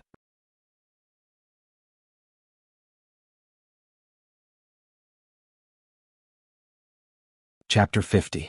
Wuming looked at the ceiling as he lay on the bed and covered himself with a blanket. Seriously, it's tough being the ruler of Nasarick. Is that why I can't be a king? Because of Satya's incident, Wuming fell into deep thought. Well, I finally know the difficulties of Maeve Lia and Gil. Wuming raised his right hand and looked at the ring of Ains Wurgong on his finger. Ains Wurgong. I'm now the king of the devil creatures. To think that I, the holy root dragon, have become the king of the devil creatures. Not bad he. Wuming put down his hand and closed his eyes. Sleep, sleep, I must fully enjoy this beautiful moment. Just like that, Wuming fell asleep under the protection of the devil creatures. The next day in the audience hall between the thrones. Looking at the empty hall, Wuming spoke in boredom. In that case, although Satya's mind control has been lifted, there's still a trace of a problem? Wuming sat on the throne and leaned sideways against the back of the throne. He supported his face with his right hand and looked as if he had not slept well. It's called a problem, but it's just that after Satya woke up, she remembered that she fought against the Supreme Honorable and felt ashamed. Yair Bird said. Oh. In that case, give Satya an appropriate punishment. Wuming scratched his cheek. As expected of the Supreme Honorable. Our master is a great being who rewards and punishes clearly. Yair Bird knelt on one knee and placed his right hand on his heart. Get up, Yair Bird. Speaking of which, does Satya have any information on the enemy? Even the slightest bit would be good. At this point, Wuming's lazy gaze became like a terrifying beast and emitted a dangerous aura. Yes, Lord Wuming. Because of your special item, Satya still retains her original memory. In the report submitted by Satya, it is very likely that the other party is from Celian theocracy. Yair Bird stood up and crossed his hands on his abdomen. The other party appeared near Khan village where Lord Wuming dealt with Sunshine Grimoire, and according to Satya, the other party is a faith magic chanter. In addition, the other party has a world-class item that we don't know about that can even affect the undead who are immune to mind control. The other party is probably a special unit of Celian theocracy, the Dark Grimoire. The Dark Grimoire? It seems to be mentioned in the information extracted from the Sunshine Grimoire's Captain Negan. Wuming looked at Yair Bird. 600 years ago, the six gods suddenly appeared, led human beings to establish a country, protected human beings and left behind treasures. Wuming stood up and stretched his body. Maybe the so-called six great gods are actually Yggdrasil's players, and the so-called treasure is actually Yggdrasil's item. If that's the case, then it's not unacceptable that the other party has a world-class item that can even control a level 100 NPC's mind. Wuming stood in front of the throne with his hands on his chest and closed his eyes as if he was thinking about something. Well, let Sebastian go and meet with Annabelle. Sebastian will announce to the public that he is my butler. Well, let Sebastian and Annabelle work together to help Golden Princess and Roast Songwei. If necessary, they can show their strength without revealing Nazarik's information. Yes, Lord Wuming. So that's how it is. Lord Wuming wants to control that country? It seems that I have to discuss it with Demiurgos. Yair Bird thought. Also, let Demiurgos and Yair go to the southwest of the kingdom. There is a country called Holy Kingdom there. Try to get involved with that country and let Demiurgos act according to the circumstances. Try not to be too ostentatious. As for the humans you meet, don't hurt those with integrity. Deal with the scum on your own. Yes, Lord Wuming, do you have any other orders? Yair Bird asked. Oh. Sebastian is in charge of everything in the kingdom, including killing people. You must follow Sebastian's judgment. Demiurgos is in charge of everything in the Holy Kingdom. Try not to kill people. Yes, Lord Wuming, I will pass the message. After Yair Bird left, Wuming also began to move. Celian theocracy, I'll meet you. Wuming once again showed that kind of excited smile. This time, Wuming was going to go to the theocracy alone. Because he was afraid that Yair Bird would object, Wuming didn't even say anything. As for the reason for going to the theocracy, first he must ask for an explanation about Satya's matter.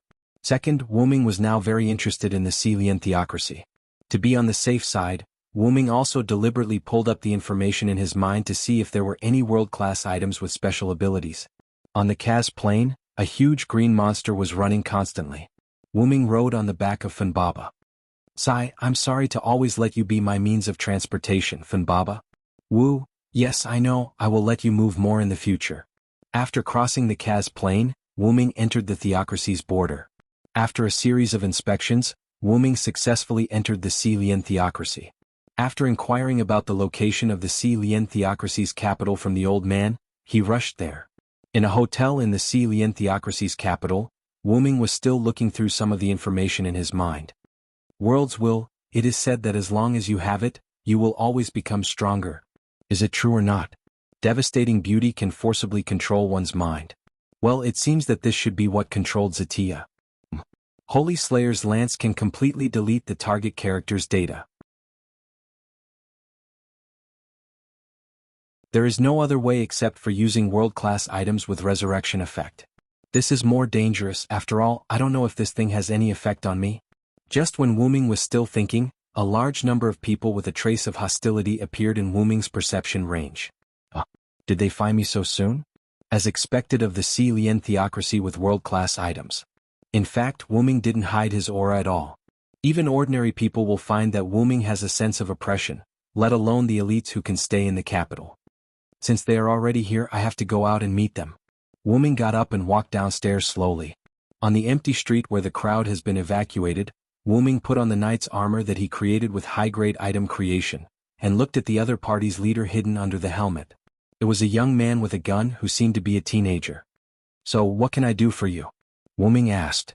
Excuse me, are you Wu Ming-sama, Rude Dragon King?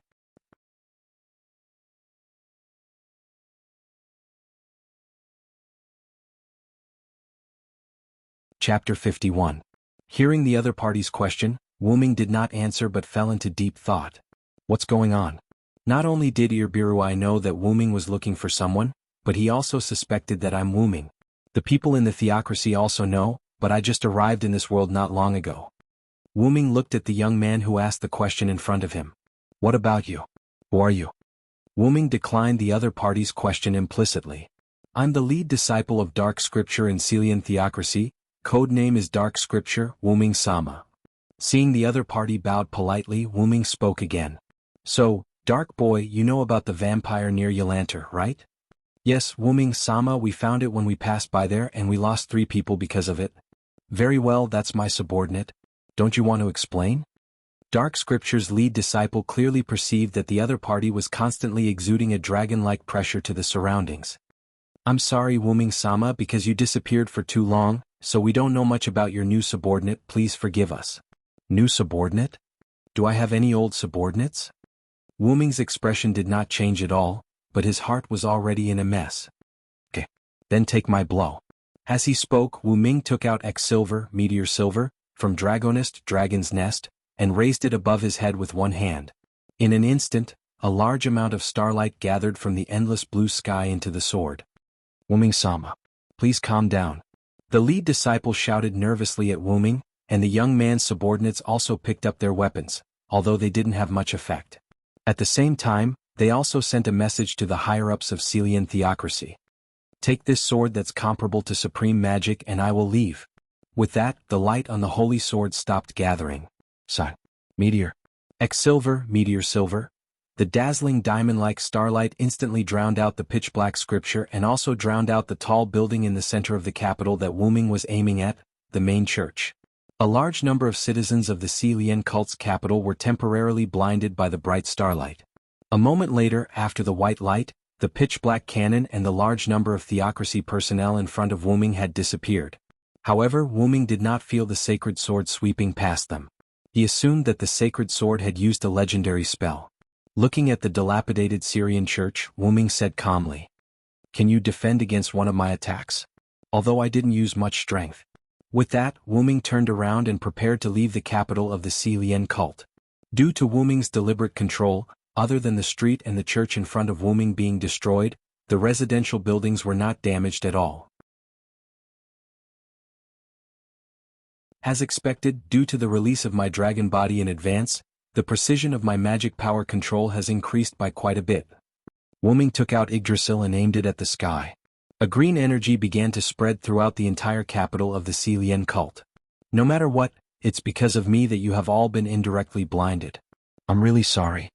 A large amount of life force was injected into the bodies of all the citizens in the capital. This should be enough. It's time to go. At that moment, Wu Ming felt that something had locked onto him.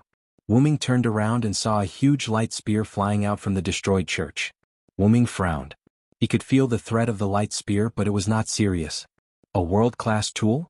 A large number of thick trees surged up from the ground and formed a wooden wall.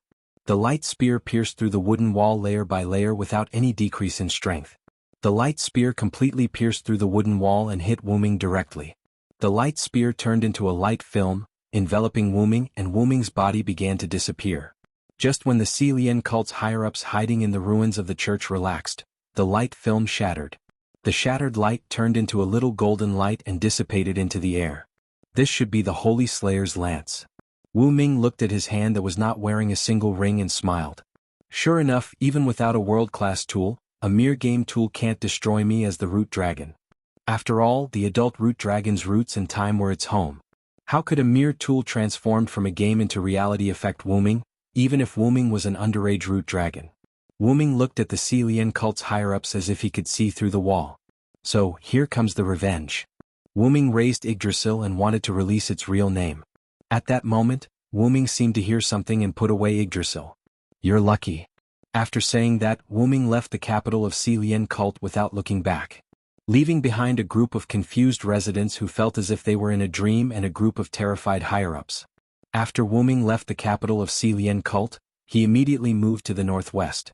After tearing the flight scroll, Wu Ming flew into the sky and flew toward the Ristage kingdom. Soon Wu Ming arrived at the sky above the kingdom, but Wu Ming did not stop and continued to move toward the northwest of the kingdom. That was the most northwest country on the continent, known as the Grand Kingdom. It was a country built by the demi-humans, located in the north of the Ristage kingdom, northwest of the continent. It had a long history and strong national power. It was said that there were 5 or 7 dragons as counselors. The reason Wu Ming returned here was because someone had sent a message to Wu Ming through message magic. Come to the Grand Kingdom, partner. I will tell you everything you have doubts about. Wu Ming sensed the message and map left behind by the other party and arrived at a cave. After entering the cave, Wu Ming found a teleportation magic circle in the deepest part of the cave. Wu Ming activated the magic circle.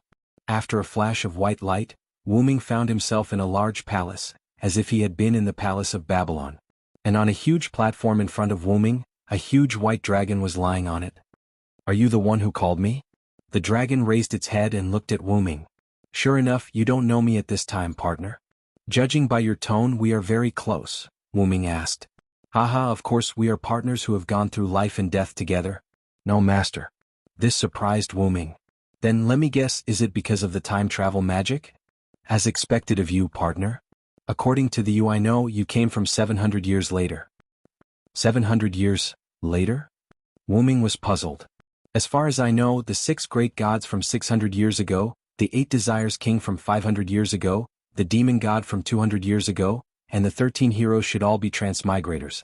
The dragon said to Wu Ming. Yes, that's right. You told me that back then. And there were other transmigrators 400 years ago, 300 years ago, and 100 years ago, but their strength and character were inferior, and they were all destroyed by us. Wu Ming looked at the dragon. This is really interesting. What about me? Did I leave? To be precise, you left 100 years ago. Except for the era of the 6 great gods, the 8 Desires King, and the 13 heroes when you woke up, the rest of the time you were asleep because you were about to leave your childhood. Then I'm going to be an adult. Wu Ming was a little excited. After all, the root dragon's childhood was too long ago. The dragon smiled. No, you've entered your youth. That's what you said yourself. For a moment, Wu Ming felt like the world was joking. Let's not talk about this first. Why did you stop me from destroying the silent theocracy? And why did you call me here today? To tell me my future? Unfortunately, you guessed wrong. Neither. There was a smug smile on the dragon's face. It was an expression of, you finally have something you can't guess. I'm going to return the uninscribed book to you today.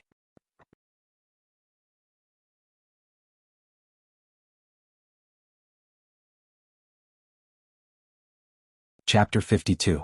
Uninscribed Incantation Book? Wu Ming was puzzled. Yes, this is what you entrusted me to give to you now when I first met you, partner. The dragon opened its mouth, and a glowing sphere flew out of the dragon's mouth. It was a book, a slightly quaint and mysterious book with black and red decorations. Wu Ming looked at the book with some disgust. Will it have your bad breath? The dragon instantly felt powerless. Hurry up and take it and then hurry up. Really, I'm going to sleep. Wu Ming held the book and watched as the giant dragon lowered its head. It was as if it had fallen asleep and did not make a sound. What a strange temper, no wonder it sleeps alone in this broken place. When Silent Wonder saw the word V appear above the dragon's head, he stood on the teleportation array and left the area. After a while, the dragon raised its head and looked at the teleportation circle where Wu Ming left. What a mysterious master. After that it fell asleep again.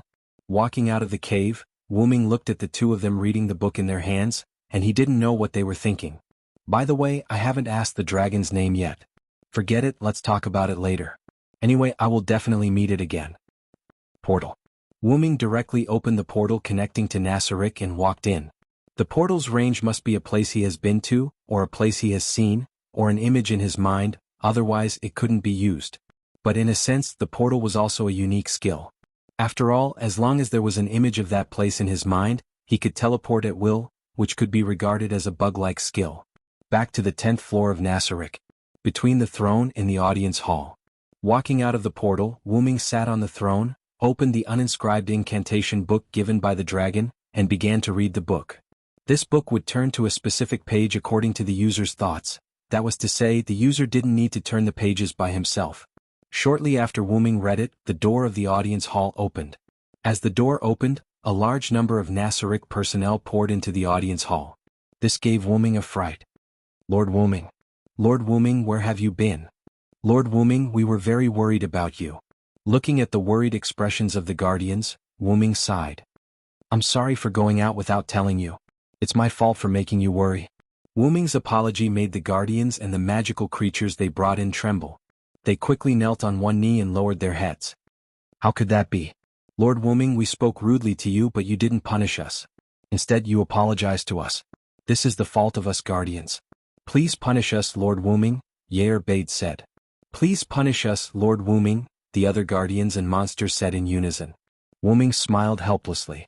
These guys were good at everything but they were too loyal. They couldn't tolerate any disrespect to him.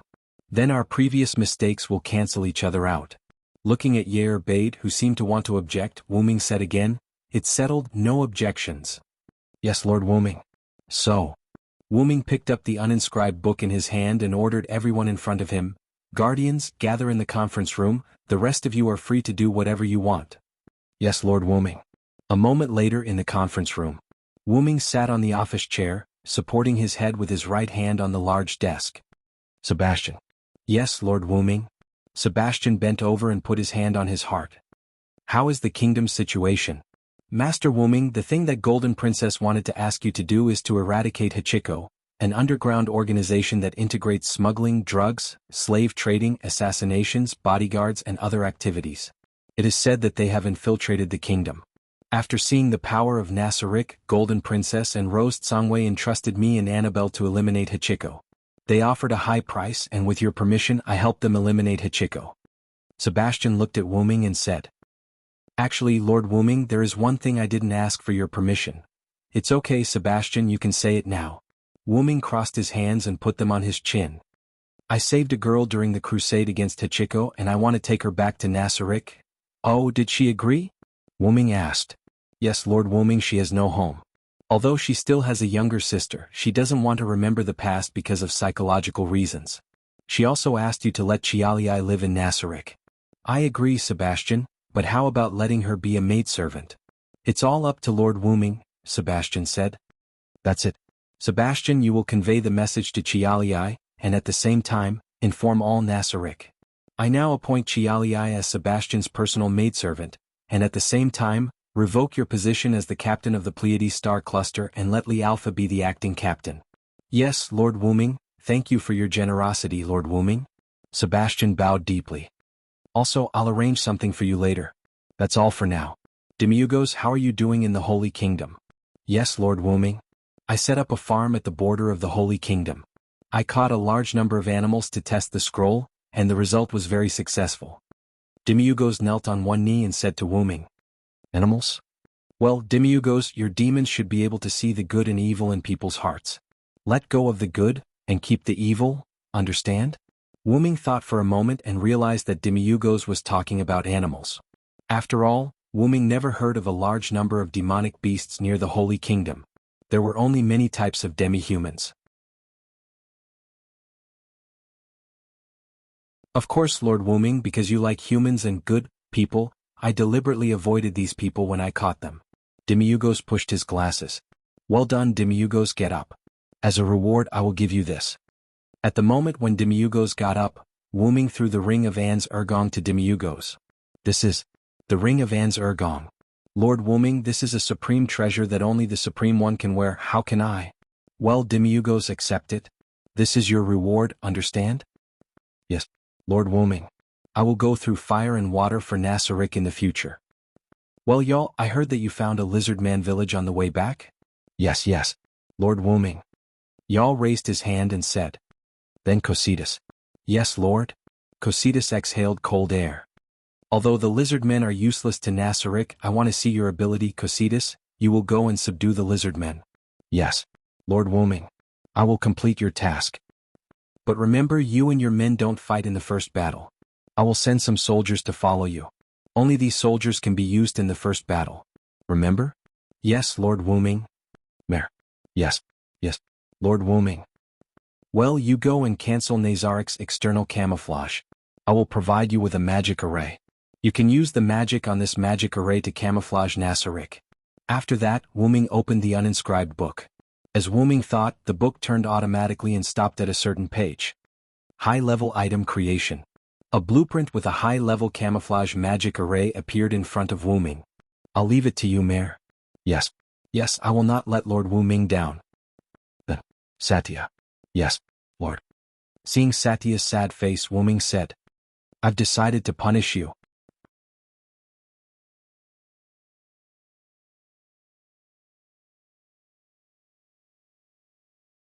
Chapter 53. Hearing the punishment, Satya's face lit up. As for the specifics, we'll talk about it later. This confused Satya. Yair Abed. Wu Ming turned to look at Yair Abed. Yes, Lord Wu Ming. Wu Ming took out another ring of Anzi Wergong and handed it to Yair Abed. Lord Wu Ming, you. Although he was happy that Wu Ming gave him the precious ring of Anzi Wergong, Yair Abed was puzzled. After all, he did not make any contributions. I've decided to leave Nassarik temporarily and head to the other world. So, I've decided to give you this ring to manage Nassarik while I'm away. How can that be, Lord Wu Ming? You should let my protectors lead the way to the other world, Yair Abed shouted. That's right, Lord Wu Ming. It's too dangerous for you to go personally, Demiugos added. Seeing the worried expressions of the protectors, Wu Ming smiled. There's no helping it. I'm the only one who can traverse worlds with the staff of Anzi Wergong. At most, I can bring 1 or 2 people. So, I can only be the vanguard. Of course, that was a lie. The staff of Anzi Wergong only had the ability to bring people. Traversing worlds was Wu Ming's ability as the origin dragon. In that case, Lord Wu Ming should bring me along. As the person with the highest defense in Nassarik, I can definitely protect Lord Wu Ming, Yair Abed said. No, I've already confirmed the number of people. It's Satya and Sebastian.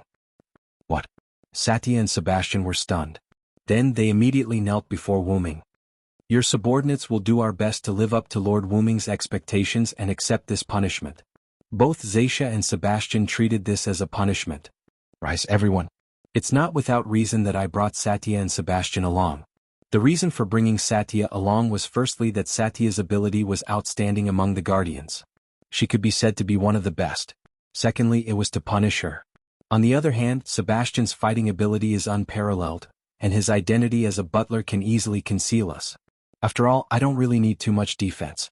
As a root dragon, my defense has always been very high. Although saying this would make Yair Bade sad, Wu Ming really didn't want to bring Yair Bade along. Now that you're here, my trip has become a trip to hell. Yair Bade and Demiugos did not speak. Seeing that the 2 think tanks did not speak, the other guardians did not have any intention of speaking either. It's decided then. Also, I'll inform Pandora Yakut to leave the treasury. No one can invade that place. I'll let her play my role while I'm not in Nassarik. If there's anything, Yair Bade and Demiugos can discuss it with Pandora. That's it. The meeting is over. Zaisha and Sebastian will stay behind. The rest of you can leave. Yes, Lord Wu Ming, everyone shouted in unison. Before Yair Bade, who was the last to leave, left, Wu Ming said, I hope you can use this ring well. I hope you can make good use of this ring. When I return, I will see a more perfect Nassarik. Just like that, Yair Bade left with an excited expression. Wu Ming exhaled and looked at Zaisha. In that case, Zaisha, you have to be prepared to stay in the staff of Ain's Ergong for a long time. Go and prepare your bed. Ha. A moment later, Zaisha left the meeting room with an indescribable expression. Sebastian, you might not be able to see Qiali for a long time. Forgive me for breaking up your reunion with Qiali, Wu Ming said apologetically. How could that be? Master Wu Ming, to be able to serve by your side, let alone a punishment in my opinion, this is the best reward for me, Sebastian Dean, Sebastian said solemnly. Well, I'll give you some money. Go shopping with Qiali and buy something. Let her enjoy the days with you first. This is also my greeting to the new member of Nasaric. With that said, Wu Ming took out a bag of gold coins and put it in front of Sebastian. Thank you very much, Lord Wu Ming. Sebastian put away the money bag and bowed to Wu Ming. Go, I'll inform you when it's time to leave. It should be in 5 days. Yes, Lord Wu Ming. Click. With the sound of the door closing, Wu Ming was the only one left in the meeting room. Well, it's time to meet Pandora. Teleport. Wu Ming activated the ability of Anziergong's ring and arrived in front of the treasure vault. Walking into the treasure vault, Wu Ming came to a room similar to a luxurious living room. On the sofa in this room, a skeleton wearing a gorgeous blue-black mage robe was sitting on it. It was a dead mage. Who will it be this time? Pandora Yakut's race was a double phantom, which was the same race as Annabelle. However, Annabelle's race was only level 1, which meant that she could only transform into one appearance, which was Annabelle's current appearance. Pandora Yakon's race ability was level 41, which meant she could transform into 41 appearances. Because of Pandora's special skill, the appearance Pandora transformed into could have 80% of the original's ability. Pandora's current appearance was one of Anziergong's 41 players, and Pandora's 41 targets were Anziergong's 41 players. If she wanted to transform into another person, she had to give up one of the 41 players she had cloned. However, Wu Ming asked for a spell to make up for the double phantom transformation ability in the uninscribed spellbook. Using a special spell to record the character's information that had been cloned and save it on a special paper, so that the character's transformation ability could be transferred from one's own skill to a special container, and then continue to copy other characters' information to transform into that person's appearance. Wu Ming, on the other hand, had already prepared the special paper. Oh, Lord Wu Ming, welcome.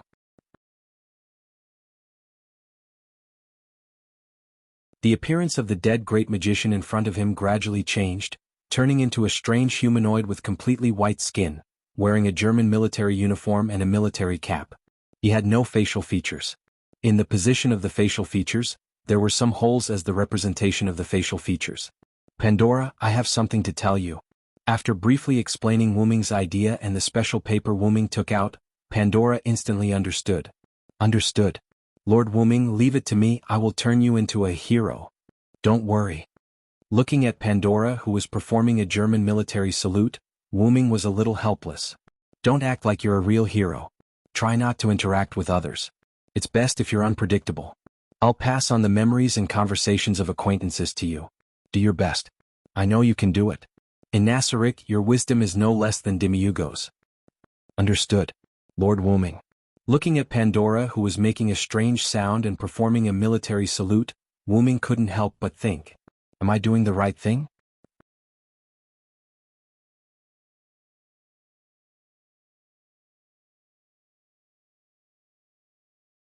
Chapter 54. After telling Pandora everything, Wu Ming left the treasury. Back in the conference room, Wu Ming decided to read the uninscribed book more. After all, it will automatically record the magic of the world. After reading the book in the conference room for a few days, Wu Ming closed the book and stretched. I'm so tired. Although I don't have to eat, I still have to sleep. With that said, Wu Ming used the ring of Ain's Wugong to go to his bedroom. Lying on the bed, Wu Ming recalled everything he did in this world. I'll tell them the truth. I'm not the Supreme Lord they used to be loyal to. After all, Wu Ming also indirectly deceived the Guardians. Even if the Guardians didn't care, Wu Ming still felt uncomfortable. After all, I'm the root dragon. How can I do such a thing? It's a disgrace to my bloodline. After thinking about it, Wu Ming shook his head again. Of course not. If I tell them the truth with their sense of justice, they might take revenge on the Supreme Lord who abandoned them. Well, I still have to think about it carefully. After a while, Wu Ming's door was knocked. Come in. Sorry to disturb you, Wu Ming-sama. The succubus in a white dress walked into Wu Ming's bedroom. Yeah, Erbel, what are you doing here? In short, Wu Ming still couldn't deal with this crazy woman. It's like this, Wu Ming-sama, because of your actions in this world, the Guardians and I have specially provided you with some items that may be useful. Yet Erbel stretched out her hand, and a dark purple ripple appeared in the air. That ripple can be understood as a backpack, which was the storage space for items in the game. Yet, Bell took out a backpack from it. The moment she took it out, Wu-Ming recognized it. It was an infinite backpack. Wu-Ming took it and checked the items in the bag. Really, I've already taken some useful items from Nazarik's treasure vault. Let's do this. Wu-Ming took out some items that he didn't have or didn't have the same effect as Bell. He opened a golden hole in the air and put those items inside.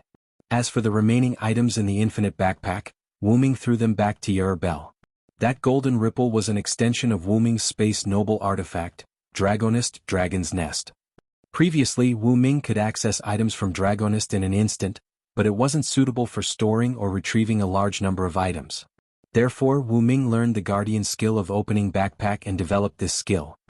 I'll take some items that don't have the same effect as me. You can divide the rest among the Guardians or the anti-theft treasure vault. Anyway, I won't touch it again. Wu-Ming waved his hand and said somewhat willfully. Yes.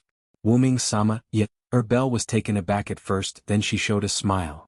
Well then I'll take my leave first, Wu-Ming-sama. When Bell was about to leave, Wu-Ming stopped Bell. Wait a minute, Bell. I have a question. Wu-Ming said awkwardly. What's the matter, Wu-Ming-sama? Is there a problem that I, as your subordinate, can solve? Yet, Bell looked at Wu-Ming. And I'm saying if, I'm not the Supreme Venerable you served before, but just a Supreme Venerable who came in after the other Supreme Venerables left, what do you think? Wu-Ming asked a little guiltily. Faced with this question, Wu-Ming thought Bell would say something like, that's impossible. What does it matter, Wu-Ming-sama? Huh? Looking at Bell's smiling face, Wu-Ming was a little overwhelmed. According to Bell's words, she already knew. Whether you are the Supreme Venerable we served before or not, it doesn't matter. In the end, you were the one who accompanied us into the other world. You were the one who accompanied us and protected us. When everyone was afraid of coming to the other world, you were the one who guided us in the front. Yet, Bell walked in front of Wu-Ming and touched Wu-Ming's face. You shouldn't think about this problem. You just need to move forward because we will only choose to follow you forever. There was a moment of silence in the bedroom. Do the other Guardians know? Wu-Ming asked. Yes, Lord Wu-Ming. Demiugos and I were the first to guess. The other Guardians were also told by Demiugos and I during the Guardians' meeting. They all said that whether Lord Wu-Ming is the Supreme Venerable or not, the one who is accompanying us now is that Lord. Only by doing our best for that Lord can we repay that Lord's kindness towards us. That's what they said. Is that so? Let's not talk about how you and Demiugos came to this conclusion, but I hope you don't resent the other Supreme Venerables. After all, they will never have the chance to return to Nasarik. Yes. I promise you, my beloved Lord Wu-Ming. Then, can you explain why you took off your clothes? Bell. Wu-Ming looked at Bell, who was taking off his clothes, and shouted hysterically. Of course, I'm taking advantage of the atmosphere to take down Lord Wu-Ming. How can I let go of such a good atmosphere? Lord Wu-Ming. Bell returned to his infatuated expression. Really, you've ruined such a rare atmosphere. Get out of my way. Wu-Ming opened his palm and silver chains bound Bell. What is this? Damn it, don't disturb me and Lord Wu-Ming's happiness. Wu-Ming smiled as he looked at Bell, who was struggling on the ground but was unable to break free. No matter what, it's still a noble artifact. Just stay here obediently. Once the magic power of this skylock is exhausted, it will automatically disappear. That's it, goodbye. Wait. Lord Wu-Ming. After that, Wu-Ming used the ring of Anzi Wergong to teleport out of the bedroom, leaving only Bell, who was crying. On the 9th floor corridor, Wu-Ming walked and muttered to himself. Seriously, to think that I was so vexed. In the end, all the Guardians know about it. As he walked, Wu-Ming found himself in the corridor of the conference room. Demiugos? Wu-Ming saw Demiugos standing in front of the conference room, looking at who he was talking to. Wu-Ming speculated that Demiugos was using message magic to communicate. And Demiugos seemed to be too focused, he didn't notice Wu-Ming's arrival for the time being. Until Wu-Ming stood behind Demiugos. Lord Wu-Ming. I'm so sorry, I didn't notice your arrival. Wu-Ming said as he looked at Demiugos, who was kneeling on one knee. It's okay, Demiugos, I don't blame you, including the conversation between you and Cositas just now. I'm so sorry, Lord Wu-Ming, your intention was to let Cositas understand by himself. I really shouldn't have said that. Demiurgos lowered his head even more. It's okay, Demiurgos, I said, I won't blame you. Come in with me. Wu Ming said as he opened the door of the conference room. After Wu Ming went in, Demiurgos followed.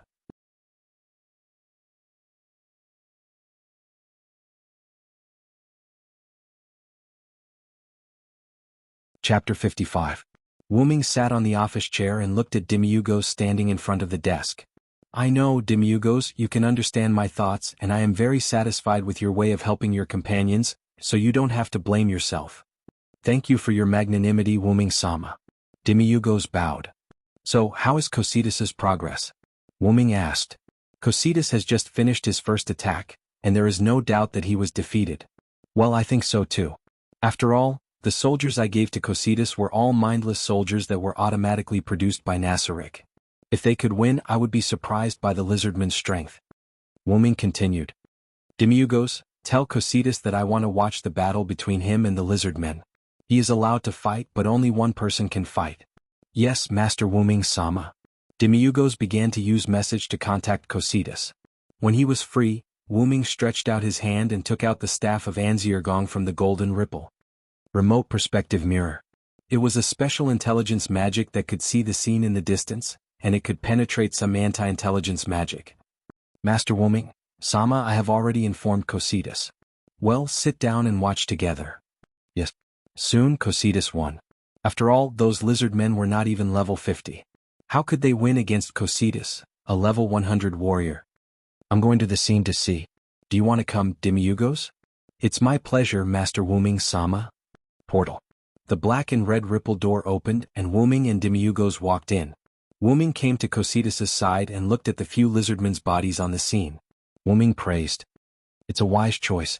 After all, when they knew that the other party wanted to subdue their race, they didn't need to send out all of their combatants because if all of them died, it would be a disaster for their race.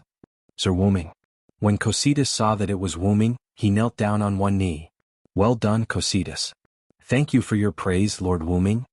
Since we've conquered the lizard men, it's time for us to return. After saying that, Wu Ming wanted to leave. Lord Wu Ming, I have a request. Wu Ming looked in astonishment at Cositas, who was kneeling on one knee and bowing his head. Say it. If it's not a big problem, I'll agree to it. Thank you, Lord Wu Ming. I would like to request that you revive the lizard men. Oh, may I know why? Because they are all warriors with some strength, I think they can serve Nasaric. Don't you think this reason is far-fetched, Cositas? After saying that, Wu Ming didn't look at Cositas, who had his head bowed, but looked at Demiurgos, who was beside him. Wu Ming's meaning was very simple. Demiurgos asked Cositas to ask for help from Wu Ming. Demiurgos immediately understood and shook his head lightly. Wu Ming understood and reached his hand into the golden ripples. He took out a short staff with an emerald head and an ivory body and threw it to Cositas. This resurrection staff is for you, Cositas. Although it can be used a limited number of times, reviving these lizard men shouldn't be a problem. Thank you, Lord Wu Ming. Then, with Cositas' grateful voice, Wu Ming returned to Nasaric. Demiurgos didn't follow him back. He stayed behind to help Cositas use the resurrection staff. As a warrior, Cositas couldn't use any staff-type items. He sat on the office chair and looked up at the ceiling. So, the things in Nasaric are almost done. Wu Ming heard the magic bell and he put his hand on his ear. What's the matter? Lord Wu Ming, 2 humans broke into Nazaric's spirit temple. Nazaric's spirit temple. Because Marley had set up an illusion magic circle, no one should be able to break into Nasaric. But, I'm right, little Kaji. I told you it was here, but you didn't believe me. The speaker was a woman wearing a black cloak with short blonde hair and a smile on her face. I'm warning you again, don't call me that. It's normal for this place to be strange. After all, such a large tomb is wrapped in an unknown illusion barrier. If you hadn't stepped into the hero domain, even if you had seen this place before, you wouldn't remember the location of this place. The other was a middle-aged man with skin as pale as a corpse's. He wore a dark red mage robe and held a magic staff and a dark gray pearl. He didn't have a single strand of hair on his head, whether it was a beard, eyebrows, or hair, he didn't have any. Understood. Then is our Lord Kadjit worthy of knowing what happened to the cult nation? I don't know if the theocracy provoked those dragon kings. Not only the capital's main church was destroyed, but even the 6-color holy scriptures suffered heavy casualties. I hope they're all dead so they won't chase me anymore. Okay, let's go, Clementine. The orb of death told me that there is a huge amount of death energy under this tomb. As long as I can get that energy, I can complete my ritual. After that, the man named Kaji began to move toward the entrance of the spirit temple. Stop, you two. A young man's voice came from the entrance of the spirit temple. Both Kaji and Clementine's faces changed. Clementine even took out her weapons, two short thorns. After all, that place was mysterious and it was always right to be careful. Wu-Ming slowly came out of the shadow and looked at Kaji and Clementine. You two can come in because I opened a hole in the barrier. After all, there are people who want to come in all day long, so it's better to invite them in early. Don't you think so, Kaji, Clementine? Wu-Ming crossed his arms and looked at the two with a happy face. Hey, is it because of the conversation just now, Clementine? Get ready to retreat. Kaji's face became ugly. I will do it even if you don't say it. This man is too scary. He has been exuding a terrifying aura. Clementine whispered. I advise the two of you not to move around. If you're not careful, your head will fall off. With that, a few insect shadows appeared beside Kaji and Clementine. They were level 85 monsters called 8-limb assassin bugs. They were responsible for Wu-Ming's safety in Nasarick. At this moment, the front blades of these 8-limb assassin bugs were placed on Kaji and Clementine's necks without any blind spots. What? When? Hey! Then Wu-Ming said to the side. Shadow demon, capture them. With that, Wu-Ming's shadow flashed, and a shadow rushed toward Kaji and Clementine. In an instant, the shadow covered the two. Wu-Ming didn't even look and left. Anyway, Demiugos would take care of it. It's about time to leave Nasarick and go to the other world. I'll leave tomorrow morning. With this thought, Wu-Ming left the surface of the tomb in Nasarick. Then, Demiugos appeared where Wu-Ming was standing before. Demiugos pushed up his glasses. Send them to the House of Reality in the 5th level, Ice Prison. Let Nihilus take good care of them. With that, he left like Wu-Ming. A moment later, the 8-limb assassin bugs and the shadow demon also disappeared. Only the empty spirit hall was left on the surface.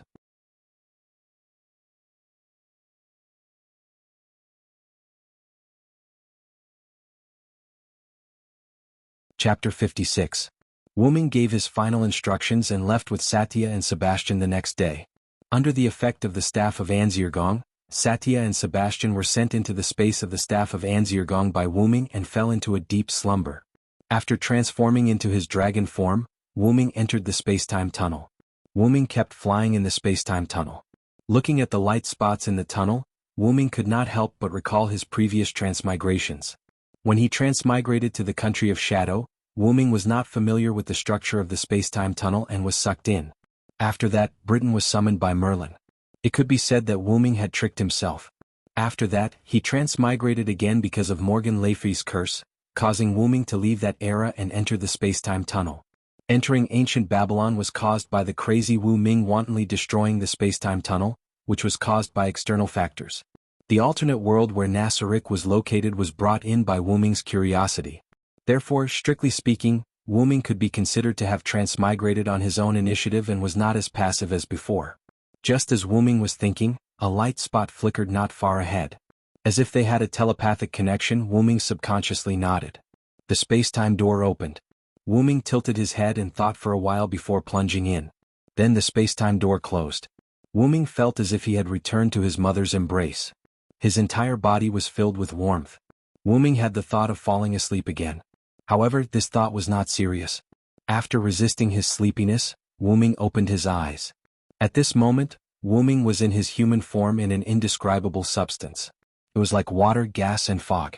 In short, these substances gave Wu-Ming a chaotic feeling. However, it made Wu-Ming feel very comfortable. Is this the root? Wu-Ming had guessed correctly. This was the root of the M-shaped moon world. The shining light spot from before was just a resonance between the M-shaped moon world and Wu-Ming. Because of this resonance, Wu-Ming opened the space-time door subconsciously. Then, how do I get out? After all, even if the root was Wu-Ming's home, this home was too big. Moreover, Wu-Ming had never been to this home before. He left this home after he was born. Do I have to stay here until I can enter and leave the root on my own? This feels good. The root is home as the root is the root's bloodline. Just as Wu-Ming was thinking, he seemed to have received some news. It was as if someone was talking to him. Wu-Ming opened his eyes wide in surprise. Are you for real? I don't mind. If I were to sleep here, I would have nothing to do. Wait, wait, wait. With that, Wu Ming transformed into his dragon form and fell asleep. The dream had begun. An ordinary village, a group of ordinary farmers, a group of ordinary playmates, and an ordinary war. Wu Ming seemed to have turned into a baby and was born in this village called Dong Remy. As if he was watching a movie, Wu Ming realized that time was passing by quickly. In the blink of an eye, Wu Ming was already 16 years old. However, the memories of these 16 years were still intact in Wu Ming's mind. Just now. What was that? 16 years of memories? That's unbelievable. Wu Ming now felt like he was watching a movie. He could only watch what he was doing and couldn't interfere with it. However, this body was indeed his.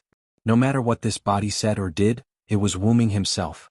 Is this the process of falsifying an identity? The restraining force acted too fast.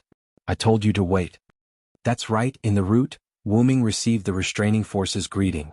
Because Wu Ming signed a contract when he was born, but because he was immediately sent away from the Type Moon world, Wu Ming did not leave any traces in the Type Moon world. Although Wu Ming left his traces in the ancient Celtic, ancient British, and ancient Babylonian worlds, it was not because of the two restraining forces in the Type Moon world, but because Wu Ming joined it himself. Therefore, the planet's consciousness, Gaia, and the human consciousness, Alea, created a new identity for Wu Ming to achieve his ultimate goal, heroic spirit. In this way, Wu Ming's main body was sleeping in the vortex of the root, absorbing the power of the root. Wu Ming's intention was to enter the heroic spirit palace prepared for Wu Ming by the restraining force to form a heroic spirit. However, Wu Ming had the right to leave the heroic spirit palace. After all, when they signed the contract, they signed an equal contract, so Wu Ming did not have to worry about being trapped in the heroic spirit palace. Besides, the heroic spirit palace could not trap the root dragon. Of course, it was an adult. The scene changed. The country Wu Ming was in was troubled by war for a long time. A girl who had a good relationship with Wu Ming came to chat with Wu Ming. Sadrik, you really are here. Looking at his blonde childhood sweetheart, Wu Ming said.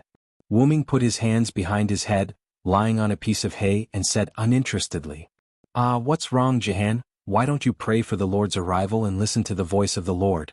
Why are you looking for a lazy false believer like me?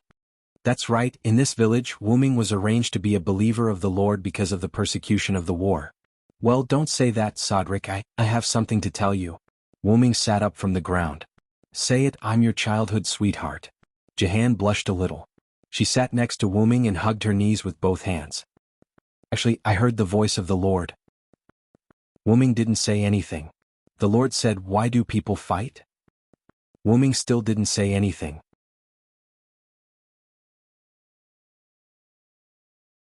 The Lord told me I can stop this dispute.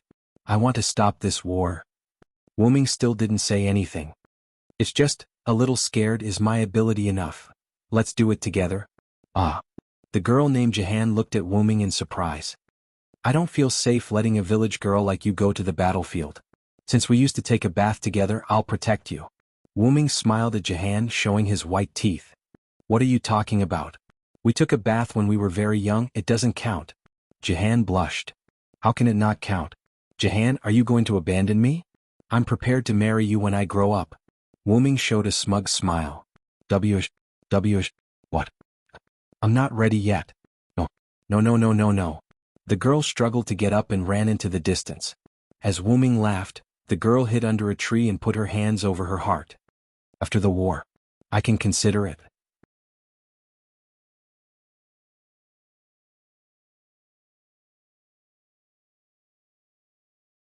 Chapter 57. After that, the boy and the girl left the village and headed for an important city in France. After a long and dangerous journey, the boy and the girl became a member of the army. The girl got the command of the army because God's revelation was verified. With the help of the boy's wisdom and advice, the girl won one battle after another. In the end, even without the boy, the girl kept winning. And because of the boy's outstanding military talent and powerful force, soon his status in the army rose and caught up with the girl. In this way, King Charles VII, who was helped by the girl and the boy, divided the French army into two parts and gave them to the boy and the girl. In this way, in less than 2 years, most of the invaders were driven out of France by the efforts of the boy and the girl. The people called the boy Celestial General Sadrik, and the girl Saint Joan. And when the invaders were driven out, the girl was captured and slandered as a witch. The British authorities decided to execute the girl in Rouen, France, by burning her at the stake. After the boy failed to get the support of the French nobles and the king, he left the army and went to rescue the girl alone. When the boy came to the execution ground, the girl was already deep in the sea of fire, and the boy directly rushed into the sea of fire and hugged the girl. In the end, the boy and the girl were burned together. Only then did France manage to drive out all the invaders from England. The French king conferred the title of a general to commemorate the boy's achievements. And the girl, after being slandered as a witch, was canonized as a saint in Vatican City hundreds of years later. At this moment, the boy opened his eyes with tears in his martyr's palace. Jihan. As if it was just a moment ago, Wu Ming's eyes were still filled with tears. As if it was a long time ago, Wu Ming's eyes were full of confusion. Seriously, if you want to make history a mere figurehead, then so be it. Why did you give me such an annoying identity? Wu Ming wiped the tears from the corner of his eyes. I said before that I won't cry anymore, but I cried again. Wu Ming laughed at himself. But I heard the last sentence clearly, Jihan. Alright, let's see if there's any place where I need to be summoned. Wu Ming sat on his seat in the martyr's palace and closed his eyes to sense the surroundings. This could be considered Wu Ming's privilege. Other heroic spirits could only be summoned passively, but Wu Ming could choose to take the initiative. As for Wu Ming, he only needed an opportunity to appear on his own. Lord? Wu Ming opened his eyes. Yes, that's Jihan's voice. Since he didn't need to pay attention to the heroic spirit's body in the Valhalla, Wu Ming prepared to directly descend his consciousness into the servant's body. Wu Ming's body began to glow. Then, as if he had fallen asleep, Wu Ming closed his eyes. In a certain cemetery, there was a middle-aged man with 3 scars on his face. His name was Lion Jieli. He was a magician and was holding a ceremony. Thy body shall be my life, and my fate shall be thy sword. In accordance with the Holy Grail's request, if you are willing to abide by this principle, then respond. I hereby swear. I am the one who becomes all the good in the world, I am the one who suppresses all the evil in the world. Thou, bound by the 3 spirits of words for 7 days. Wheel of self-restraint, come forth. Guardian of Libra. The magic formation in front of him produced a large amount of storms that constantly impacted everything around him. Lion Jieli raised his arms to cover his eyes and head. After a while, the smoke slowly dispersed, revealing the person standing in the magic formation. A knight wearing a white armor with red patterns and holding a red magic sword stood there. The knight's helmet began to disintegrate and scattered around the armor like a machine, revealing a pretty face with a single golden ponytail. There was an unruly smile on her pretty face. I ask you, are you my master? However, Lion Jieli in front of the female knight didn't speak. Instead, he looked at her with a shocked expression. The female knight was a little puzzled and looked at Lion Jieli fiercely. Say something, bastard. He is surprised that he can summon 2 servants at once, Mordred. What? A voice came from behind Mordred. Mordred didn't seem to know that there was someone behind her. She hurriedly jumped away and raised the magic sword in her hand. You are. How is that possible? As if she saw an incredible existence, Mordred cried out in surprise. Wu Ming was wearing a silver white armor. He followed Mordred's example and opened up his dragon head helmet. Long time no see, Mordred. To Wu Ming's surprise, Mordred was summoned in this Holy Grail war and she was with him.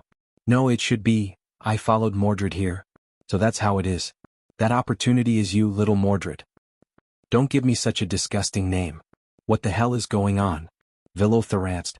Although Mordred's tone was still bad, she put down the weapon in her hand. What? Is this the Villo knight known as the Silver Dragon of Britain? Lion Jieli on the side was very surprised. No, master, I summoned Sodric Villo SD as a saber. Huh? Sodric? Are you kidding me? Mordred obviously didn't believe it. Could it be that the legend of Heavenly Commander Sodlek is true? Jie said. What is the legend, master? Mordred asked. Lion Jieli swallowed and looked at Wu Ming nervously. Legend has it that the young Sodlek, who joined the army together with Joan of Arc, became the highest-ranking general in France in less than 2 years with his innate martial prowess and strategic command ability. He was loved and respected by the French people. But Lion Jieli didn't dare to say it.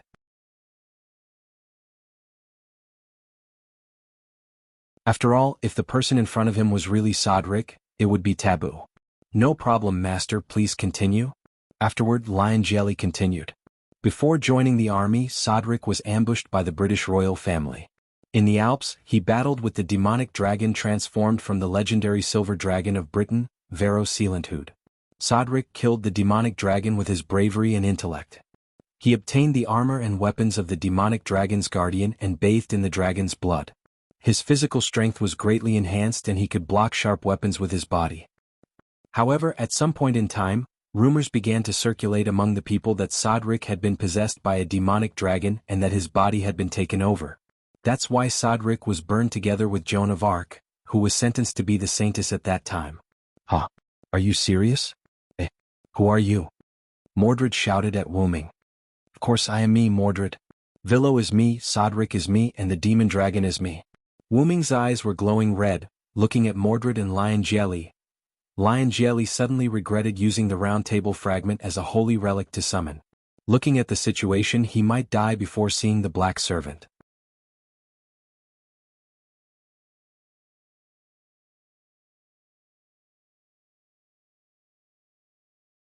Chapter 58. Mordred protected Liu Jieli and pointed her sword at Wu Ming with both hands. Wu Ming looked at the two with a smile. Both sides were on the verge of fighting. Then Wu Ming spoke. Okay, I'm kidding. After all, the magician behind you is not only your master but also my master. Speaking of this, Lion Jelly realized that the other party had also been calling him master all this time. Looking at his hand, Lion Jelly exclaimed in surprise. Are you for real? I actually have 6 command incantations. Wu Ming and Mordred both looked at Liu Jieli's hand. Liu Jieli's left and right hands had a red pattern similar to blood clots. Each pattern was composed of 3 lines, and the thickness and shape of each line were different. That is the command seal. Normally there should only be 3 command incantations, but having 6 command incantations meant that Jie Jieli had 2 servants. Well, for the time being, just think of me as a reincarnated Villo Knight. That's it, please advise me, master. And you can perceive the connection between us, can't you, Mordred? Yes. Mordred didn't say anything, but she was very unhappy. After removing the sword and armor in a very unhappy manner, he turned around and said to Jie Jieli, My real name is Mordred. Nice to meet you, master. Then Wu Ming also officially reported his name. My real name is Sodlek. Please take care of me, master. Please advise me, my name is Liu Jieli. Liu Jieli said helplessly. Let's not talk about the 2 servants you summoned. You actually summoned a knight of the round table in this place? Are you a necromancer? Mordred crossed her arms and said with a look of disgust. Yes, my childhood was accompanied by corpses. Speaking of which, King Arthur's son Mordred is actually a girl. Hey! Master, you'd better not say that word, otherwise I don't know what Mordred will do. Wu Ming interrupted Liu Jieli. Looking at Mordred, who was looking at him coldly, Liu Jieli swallowed his saliva. I know. So what is your wish? Liu Jieli first looked at Mordred. Of course, I want to challenge you to pull out that sword, but I think with my qualifications I will definitely pull it out. Mordred said with a proud face. How is that possible? Wu Ming accidentally laughed. What did you say? Villo. Believe it or not, I'll kill you. After saying that, Mordred was about to condense a sword and slash at Wu Ming. The position of king has already been decided. Mordred, it doesn't mean that just because you have the right to be king, you can pick her up. Jie Jieli on the side. Why do you say that? You also know that I was a knight during King Yosef's time. As the strongest knight at that time, King Yosef naturally told me about the next king. Wu Ming looked at Liu Jieli, then looked at Mordred and continued. To be precise, even if I tried to pull out the sword, I could pull it out. The reason why I couldn't pull it out was because Merlin cast a spell, making everyone who tried to pull it out at that time unable to do so. Only my king could pull it out. Hearing this, Liu Jieli was dumbfounded. What, it was Merlin who interfered? Mordred expressed that she was very angry. However, to pull out that sword, having the qualifications of a king is the most important thing. At that time in Camelot, other than my king and me, no one else had the qualifications of a king. However, if you win the Holy Grail, you can try. Mordred, I have to tell you, you are not inferior to my king. My king didn't accept you because she knew you couldn't bear the fate of Britain. These words caused Mordred to fall into silence. Then, as the first knight of King Arthur, the Villo, and as the general of France in the 100 Years' War, what do you wish for? Liu Jieli asked. Ming smiled. I participated in the Holy Grail War this time because I have something to do with a servant, so strictly speaking, I don't have a wish. Ha! Liu Jie cried out in surprise. After all, in Liu Jie's view, whether it was the Knight Villo or the General of France, they were all tragic figures. The former became a demonic dragon because of the curse of the Black Magician and was sealed. The latter was slandered by the British royal family and was rumored to be a demonic dragon. In the end, he was burned to death with Joan of Arc. Therefore, in Liu Jie's view, it was a bit unrealistic for Ming to say that he had no wish. Well, after all, I haven't died, so I don't have any wish that can be fulfilled with the Holy Grail. What? Liu Jie looked at Ming in surprise. This time, even Mordred looked at Ming with a surprised face. After all, it was strange to become a heroic spirit without dying. Well, after all, I'm not a human, so I didn't die. I'll tell you this story when I have the chance in the future. Shouldn't we go and meet the other Red Masters first? Yes, the supervisor of the Holy Church and the Red Master sent me a message before, asking me to go to a church somewhere to find him. Then let's go, Master. In this way, under Mordred's complaint and Liu Jie's helpless expression, the three of them began to move toward the designated location. Sigosora, Romania, a small church on a mountain. Liu Jie walked in alone. Ming and Mordred both turned into spirits and followed behind Liu Jie. After entering the church, the first thing he saw was a white-haired young priest. The agreed place is here, right? Did you call me here? Although it was a question, it was a tone of certainty. The priest heard someone come in and turned his head. Nice to meet you, I'm Shiro Kodomine. White hair, dark skin, a black priest's outfit, a cross ornament hanging on his chest. This was a person who, whether it was his voice or his personality, would give people a feeling of peace. I'm Liu Jie. I'll skip the self-introduction.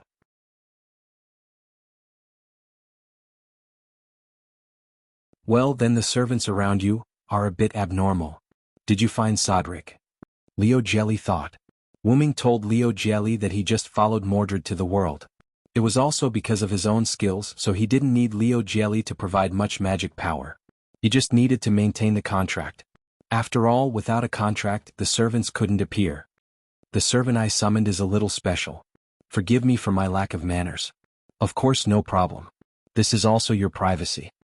Mordred, who noticed that something was wrong, removed her spirit form and revealed her body in full armor. Through the contract, Mordred sent a message to Liu Jie. Annoying aura, let me be like this for the time being. Liu Jie looked at Mordred and didn't speak.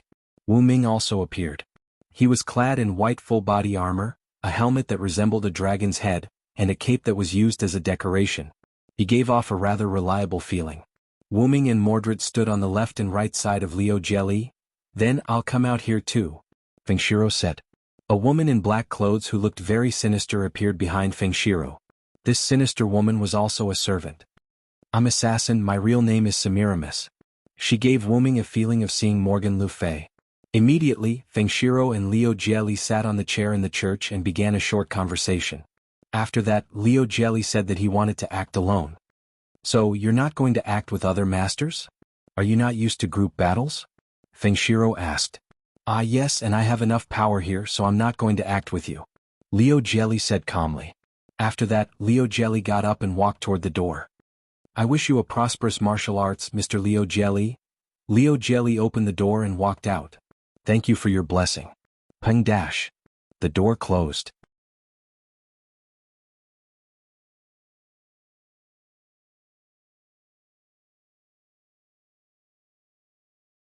Chapter 59. After walking out of the church, Ming and Mordred entered spirit form. How is it, did he chase after us? Liu Jie asked. No, but you can rest assured because this guy is super strong. Mordred conveyed her words to Liu Jie through the contract. You really think highly of me, Mordred, Ming teased. Although I don't want to admit it, if this guy still has the power of a knight, we will win this Holy Grail War, Master. Oh, although I know that King Arthur's first knight is really powerful, Saber. Is Sodric really that strong? After all, from the conversation with Liu Jie, he knew that the number of times the Knight Villo in King Arthur's history was not many, and he was basically the commander. Of course, Master, this guy can be said to be in existence that even my father may not be able to defeat. Although I don't want to admit it, the Villo is indeed the strongest in Britain.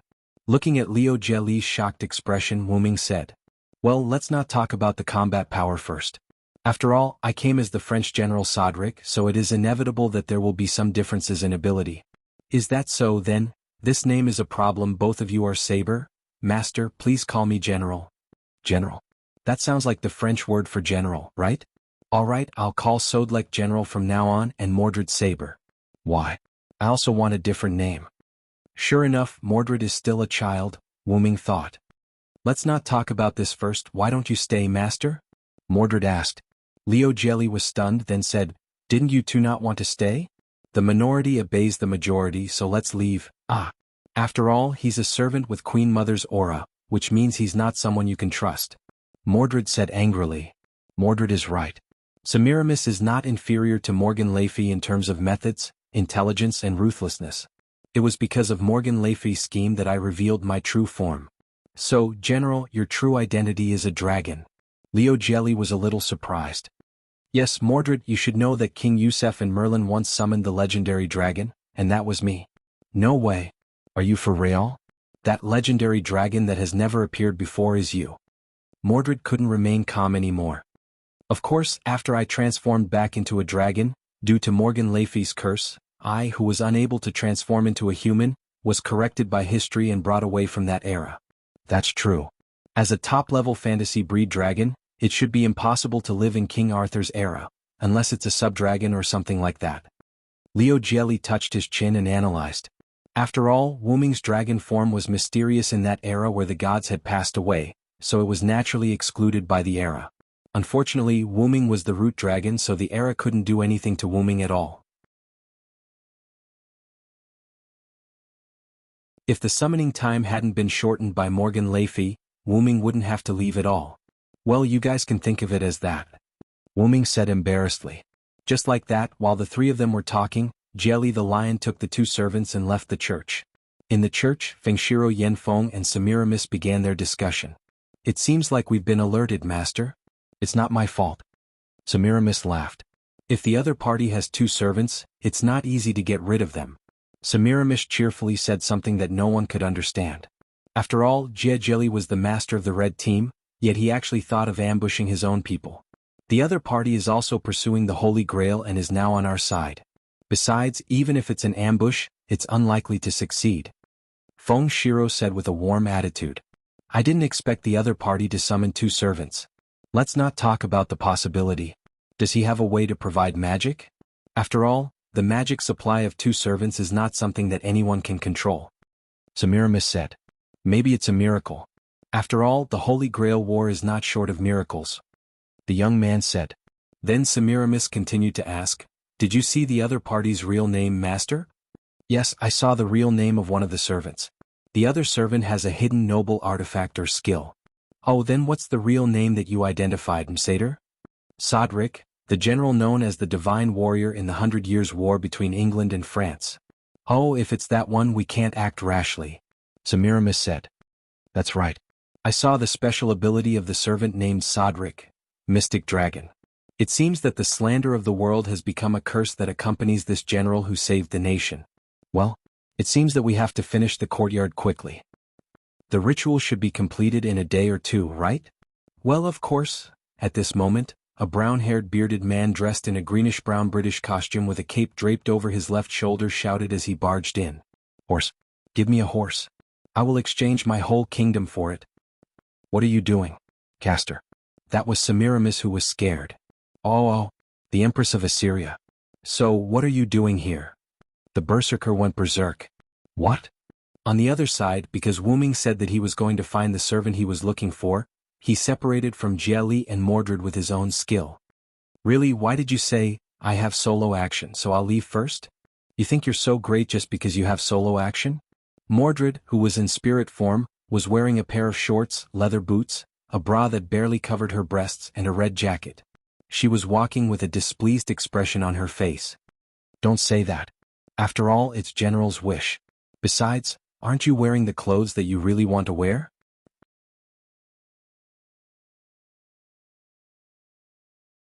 Jelly walked beside Mordred and observed the surrounding terrain.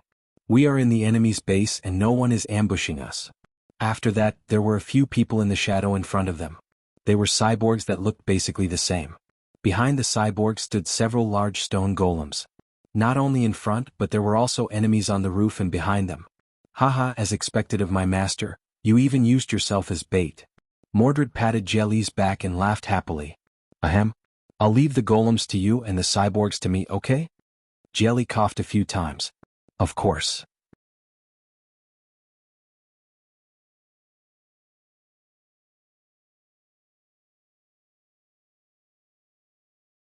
Chapter 60.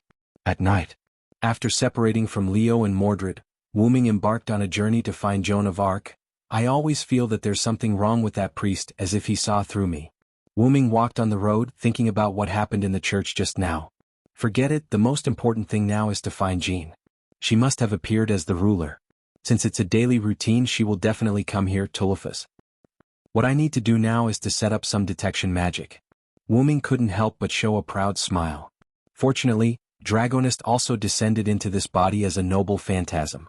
After finding a hidden place, Wuming opened Golden Ripple, reached into his hand and took out a large number of scrolls. I remember Yael and the others gave me a scroll with reverse detection magic. Sure enough, after picking and choosing for a while, Wu Ming found the scrolls. That kind of scroll could block the opponent's detection magic, which was the so-called false eye with the ability to see through the truth. Wu Ming planned to set up that kind of scroll in many places. Well, although there are many skills in the game that can detect this kind of magic, I believe that unless it's a servant's special skill, it's impossible for a magician to detect this kind of magic. Then Wu Ming began to run all over Tulifus. Fortunately, Wu Ming had the skill magic, otherwise, it would be unrealistic to set up those scrolls in one night. After all, the servant's body also limited some of Wu Ming's skills. For example, Wu Ming forgot all the skills related to Lune's magic. The reason why he didn't forget the magic in Yggdrasil was because those magic were not the products of the moon world, and the servant's body couldn't make them forget. Although it's interesting, the servant's body is really inconvenient. After all, Wu Ming was not a dead hero. Being able to walk in the world again was a rare benefit for those heroes. Who would care about forgetting their skills because of their class? Is Master and Mordred done? Just as Wu Ming was setting up the magic scroll, he detected that Jelly and Mordred were ambushed by the Yuga-Myrene side. However, this ambush was only a probing attack by the cyborgs and the marionettes. Right now, Jelly and Mordred were heading towards Wu Ming. Wu Ming sat on a big tree and looked up at the starry sky, waiting for Jelly and Mordred. The starry sky in Nasaric time is still the best. That's why, as long as we win the battle, it's fine even if we have to use our teeth. This was Mordred. Where did you come from, Berserker? Seriously. This was Lion Jelly. Yo, did you have fun, Saber? Wu Ming jumped down from the tree and waved at Mordred. How could it be fun? Those magic puppets can't even take a beating. Mordred shrugged. Looks like it's a test by the other side. Well, General, have you found the servant you're looking for? Is she really not a member of the black side? Jelly asked. Not yet. But didn't I say that she will only become a ruler, not a servant of both sides? Wu Ming said. It better be true. If she's not a ruler but a black servant, I will definitely beat her until she pisses her pants. Mordred turned her head away fiercely. Actually, I've been curious for a long time. I remember in King Arthur's legend, Mordred and the Villo had a good relationship. Before Lion Jelly could finish speaking, a crimson-red scarlet thunder demon sword was pressed against his neck. Who would have a good relationship with him? Be careful if you keep talking nonsense. I know, put down the sword first. Jelly said embarrassedly. Hearing this, Mordred put down the sword. Haha, you're right, Master. Mordred and I have a good relationship. As for why Mordred is so mean to me, it's just a matter of bloodline. Wu Ming smiled and patted Jelly's back. It was rare that Mordred didn't refute. She just turned her head away. Seeing this, Jelly knew that it must be another story, so he didn't ask anything more. Well, where are you going next? Wu Ming asked. Back to the stronghold to rest. What about you? Do you want to continue looking for the ruler? Of course, then that's it. If there's anything, contact me through the contract. After that, Wu Ming's spirit body disappeared. Let's go, Saber. I know. On the other side, Wu Ming and Jelly just separated from Mordred, and Wu Ming received the news of Jelly. Oh. The red berserker went berserk? He's coming here, so is he going to attack the black team's base?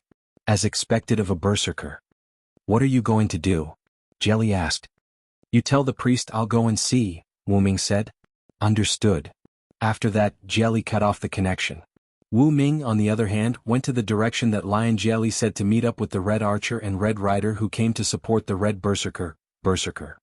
In the forest near the Yugdamarinius castle, a tall man wearing prisoner restraining iron armor was constantly moving forward. He let out a terrifying laugh as he spoke. Ha ha ha, oppressor. Oppressor. On the tree behind him there were only two figures, a man and a woman. The woman wore a green-brown dress with black garter socks, long green hair to her waist, beast ears on her head, and a beast tail behind her. The man wore a Greek-style light warrior suit, a red scarf fluttering behind him, green short straight hair fluttering in the wind, and a wisp of bangs fluttering in front of his forehead. It wasn't until the Red Berserker was temporarily intercepted by the enemy's golem that the two began to talk. You think you can only abandon him, Rider? You think it's strange that you can persuade him, big sister? My name is Atlanta, don't call me big sister, Achilles, the woman who claimed to be Atlanta said. This is just a more intimate name, don't mind it? In this regard, the person called Achilles just smiled. Then Achilles stopped laughing and said, since there's a chance, let's see those guys from the black team. Well, but if this guy uses noble phantasm, retreat immediately, Atlanta said. Understood, Achilles said. You are Red Archer and Red Rider. Suddenly, a voice came from behind the two. You're tuning in to the Han Li's Wuxia Adventures YouTube channel. We're so grateful for your support and don't forget to subscribe to join us on this incredible journey through captivating stories. Your generosity through donations truly makes a world of difference, as it's the primary source of revenue that allows me to expand and enhance this channel for you. Thank you from the bottom of my heart for being a part of this adventure.